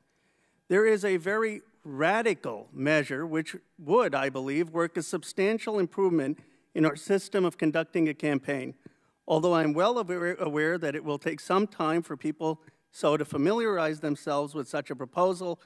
The need for collecting large campaign funds would vanish if Congress provided an appropriation for the proper and legitimate expenses of campaigns." Campaigns was a paraphrase, but that's the point. Do you know who said that? I believe that's Teddy Roosevelt. It is Teddy Roosevelt. Do you disagree with Teddy Roosevelt? Yes, I do. Do you disagree with the establishment of the public funding for presidential campaigns? I do think that has been ineffective and not a good idea. I also disagree with Ben Tillman, who sponsored the original Tillman Act for TR. Did President Reagan participate under the presidential funding campaign? Yes, he did. Would you say that it's fair to say there were some strong conservatives elected under the presidential funding campaign? Yes, there were. I was struck by your statement that, quote, the subsidy will most likely drive donors away from moderating forces exerted by parties. Is it your view, and I mean, it's a legitimate view, there is a debate in democracy. My view is American people are really smart, great, and I trust the popular will. Is it your view that the donors, which are 5%, sort of have a elite, sort of Republican function to moderate the will of the American public? No, my view is that the public is very smart too, which is why I trust them at the ballot box to make good decisions. But why do you say, you don't say that the voters will have a moderating force. You're saying that the donors are going to have this moderating force. I just want to see what particular attributes do you give these donors? I mean, look, our founders, there were some founders who believed that there should be elites who put a check on the popular will, and I mean, it would be an honest view if you said people who give $2,700 or $5,400 that in your view they're smarter or better and that they need to have a check on Americans. I mean, my view is that Americans are very smart, and I trust them more. Well, it's not really necessary for you to put words in my mouth, Mr. Khanna. I did not say those things. But what I do think is the case is that there's empirical evidence that shows that small donors tend to be more polarized than large donors. And that's just a question of empirical evidence. Now, if you want to ignore the facts, you're free to do that. So but that doesn't mean that donors or the public are stupid. Voters are very smart. And again, I trust them at the ballot box to make the right decision. But why do you think that we need large donors to have an influence? I guess that's my question. I mean, you're basically saying they're 5% of the country. We can agree that have these large donors. You're saying they have a force for good in our democracy. I don't think that we need them to play that role. I think that, on the other hand, the idea that we're going to benefit simply by trying to make sure that we do a 6-to-1 match for small donors is not going to have the results people think it will have. I'm not talking about that. I'm just saying I'm trying to understand your view, because I think this is what drives a lot of the view.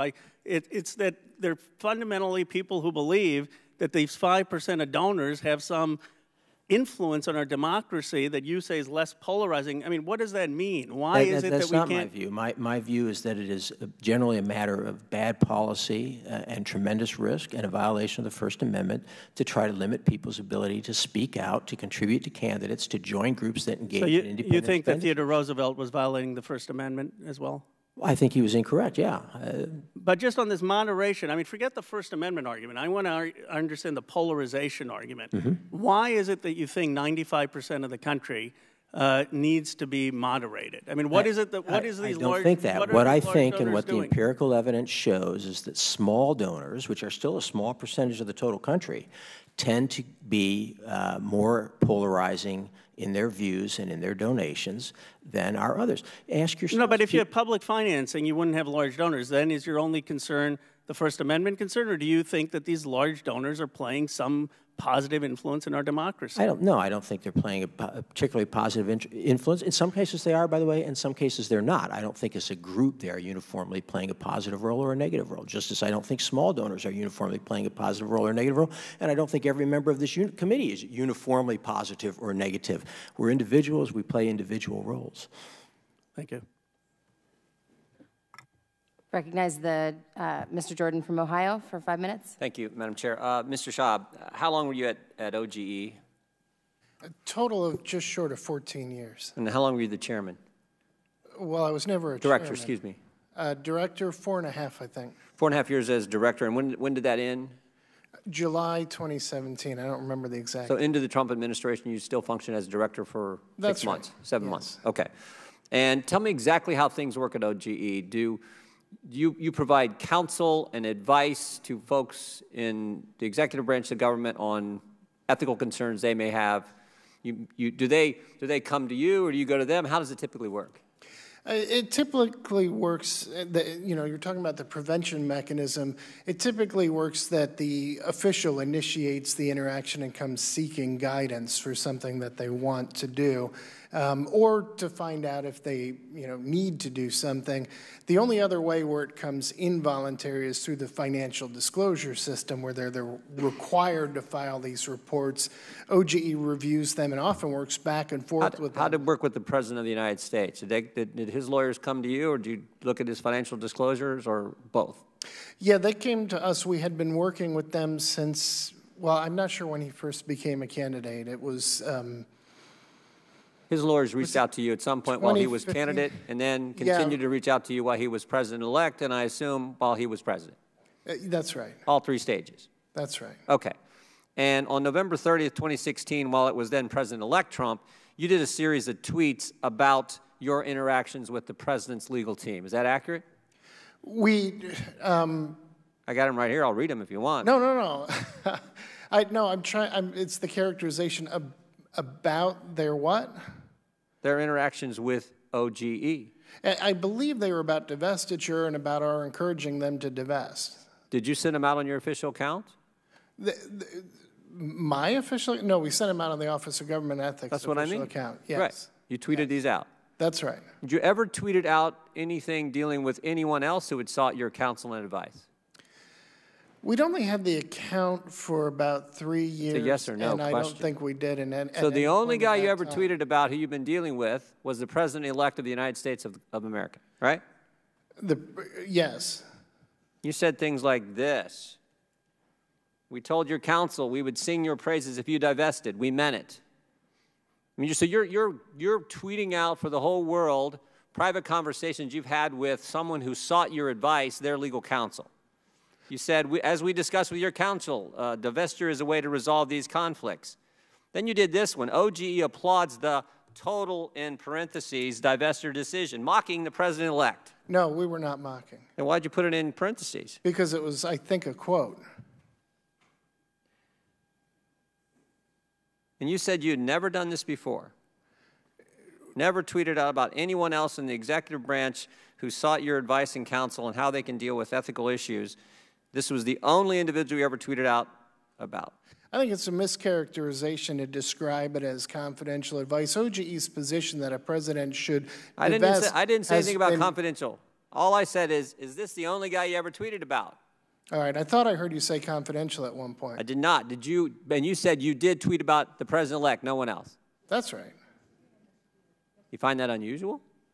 Do I find everything about the past 2.5 years unusual? No, I'm not saying that. Do you find unusual that, what I'm saying is, well, let's say it this way. Do you think it was a professional decision that the guy who's ahead of the Office of Government Ethics, when you're going to give information to the public only about one individual, and you've never done it in your 14 years at OGE and 4 years as director?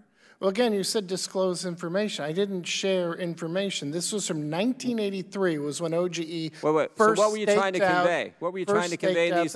What were you trying to convey in these tweets? That the president should divest, as OGE had been saying. Well, couldn't you just tell his lawyers? 1983.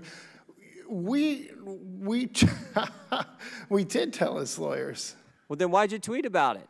We had reached a dead end, and I wasn't convinced that our communications were reaching him. You're talking to his lawyers. His lawyers reached out to you first. You're communicating to him the advice that you think is what they need to do, and yet you go tweet about it? We were trying to nudge him toward divestiture. He had just issued a statement that he was going to achieve total. You have the phrase there. I don't have the phrase, and I don't want to say it wrong, but total, OGE applauds the total divestiture decision. Bravo. No, he said something like completely separate or completely resolve conflicts of interest. I don't want to claim I remember the quote exactly. And so what we were trying to do, we had two choices: interpret that as unclear, or give him, doubt him, or give him the benefit of the doubt that what he said was true. We made a decision to choose to take him at his exact literal words, because only divestiture. You made a decision to tweet out conversations you had with the president-elect's counsel when they were seeking advice and guidance from you, and you had never, ever done that before. Thank you, Mr. Jordan.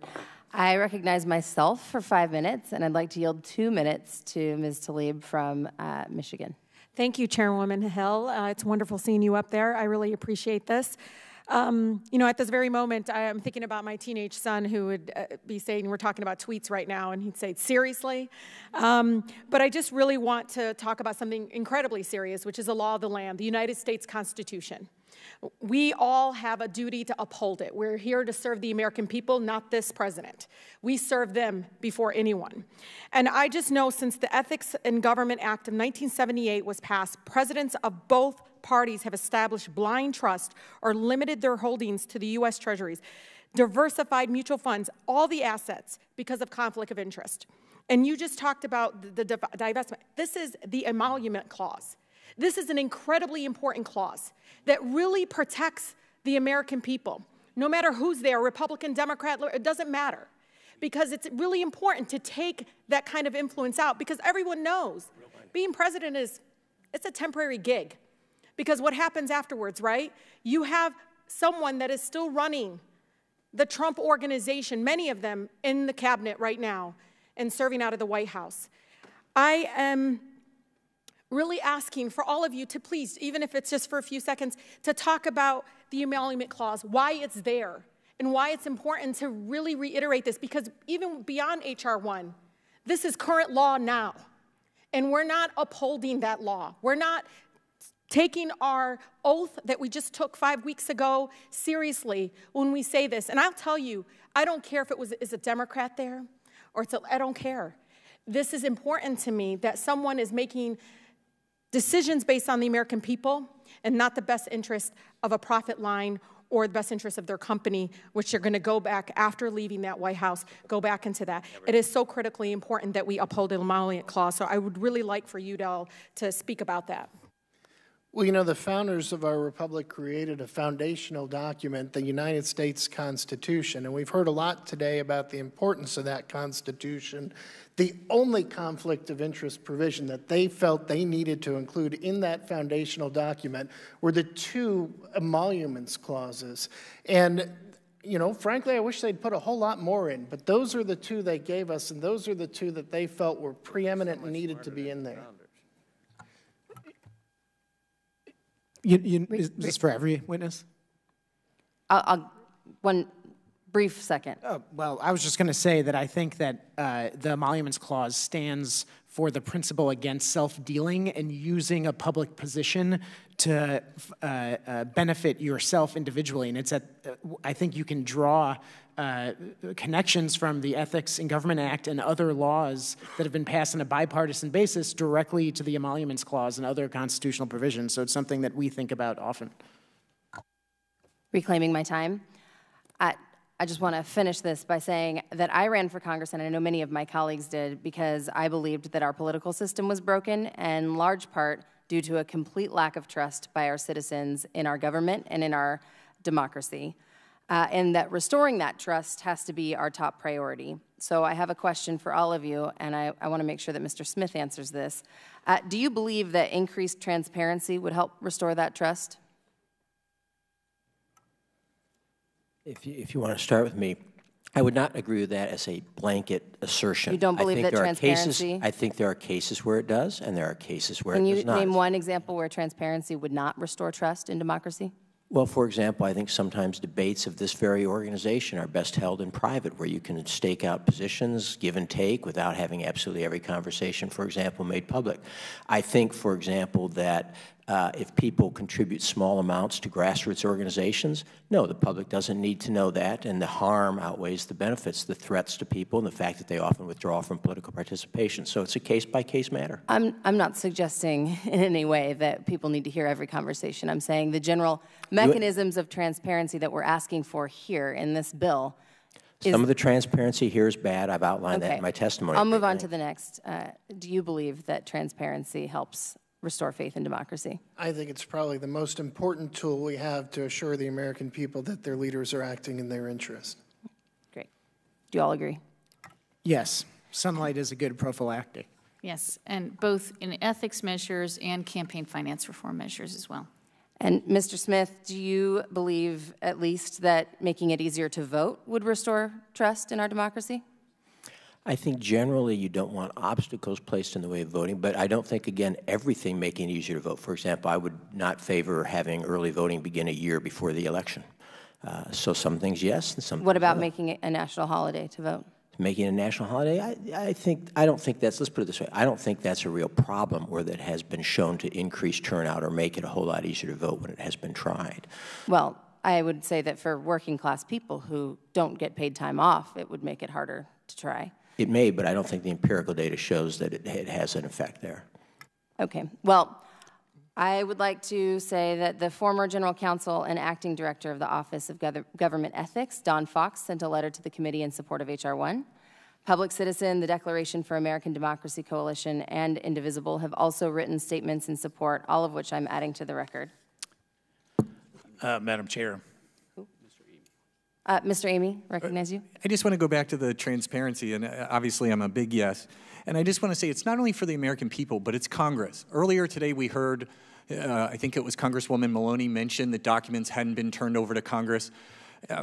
We found an ethics waiver that goes back to 2003. And it was an ethics waiver for someone over at HHS, at CMS, that was working on the Medicare, Medicaid Part B portion of the health care bill. There was a gentleman there that received a waiver, and it was a general waiver, and that's why putting waivers out and making them publicly available are important. But this Congress voted on that bill and supported it, and that gentleman refused to let a member of the staff turn over information to members of Congress. And guess what? Within days, he went and worked for a lobbying shop and went to work for a company or a firm that represented the drug companies. And so it is important for the American public, but it is also important for the Senate and the House of Representatives to also have faith in the government and what information they're getting from government employees. Thank you. Yeah, Madam Chairman, I ask unanimous consent that the record reflects that the President of the United States has consistently throughout his tenure donated his presidential salary back to federal agencies as recent as this last quarter. And since much of this discussion is about his private benefit by his position, I want the record to reflect that he actually donates back his salary to federal agencies. I ask unanimous consent. If there's no objection, so ordered. I would like to close by thanking all of our witnesses again for participating today. It was helpful to hear the expertise of our witnesses and why Congress should take action on H.R. 1. H.R. 1 is a comprehensive package of reforms that we desperately need. And speaking as a recent citizen and not a member of Congress, I strongly stand in support of this and, in fact, was running on these issues long before I knew that this was coming in the form of a package. And I know that that's the case for many of my colleagues as well. The reforms in the jurisdiction of this committee would make the executive branch more accountable and transparent. I urge all members of the committee to work with us in moving this legislation forward. With that, the committee stands adjourned.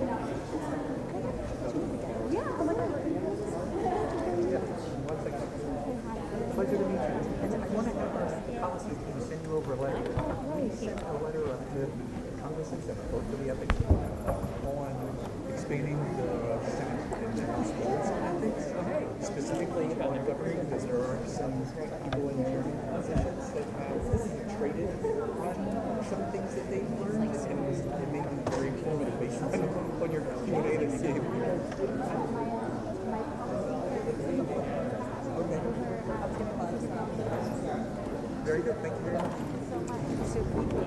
I'm so sorry. Thank you. Thank you. Thank you very much.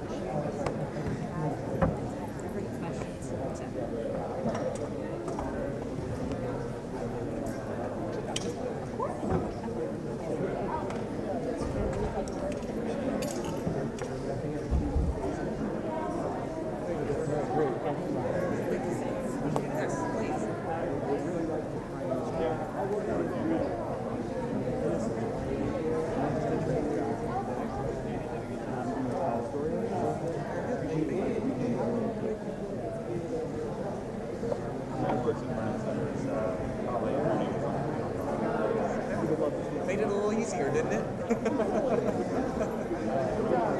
Go ahead.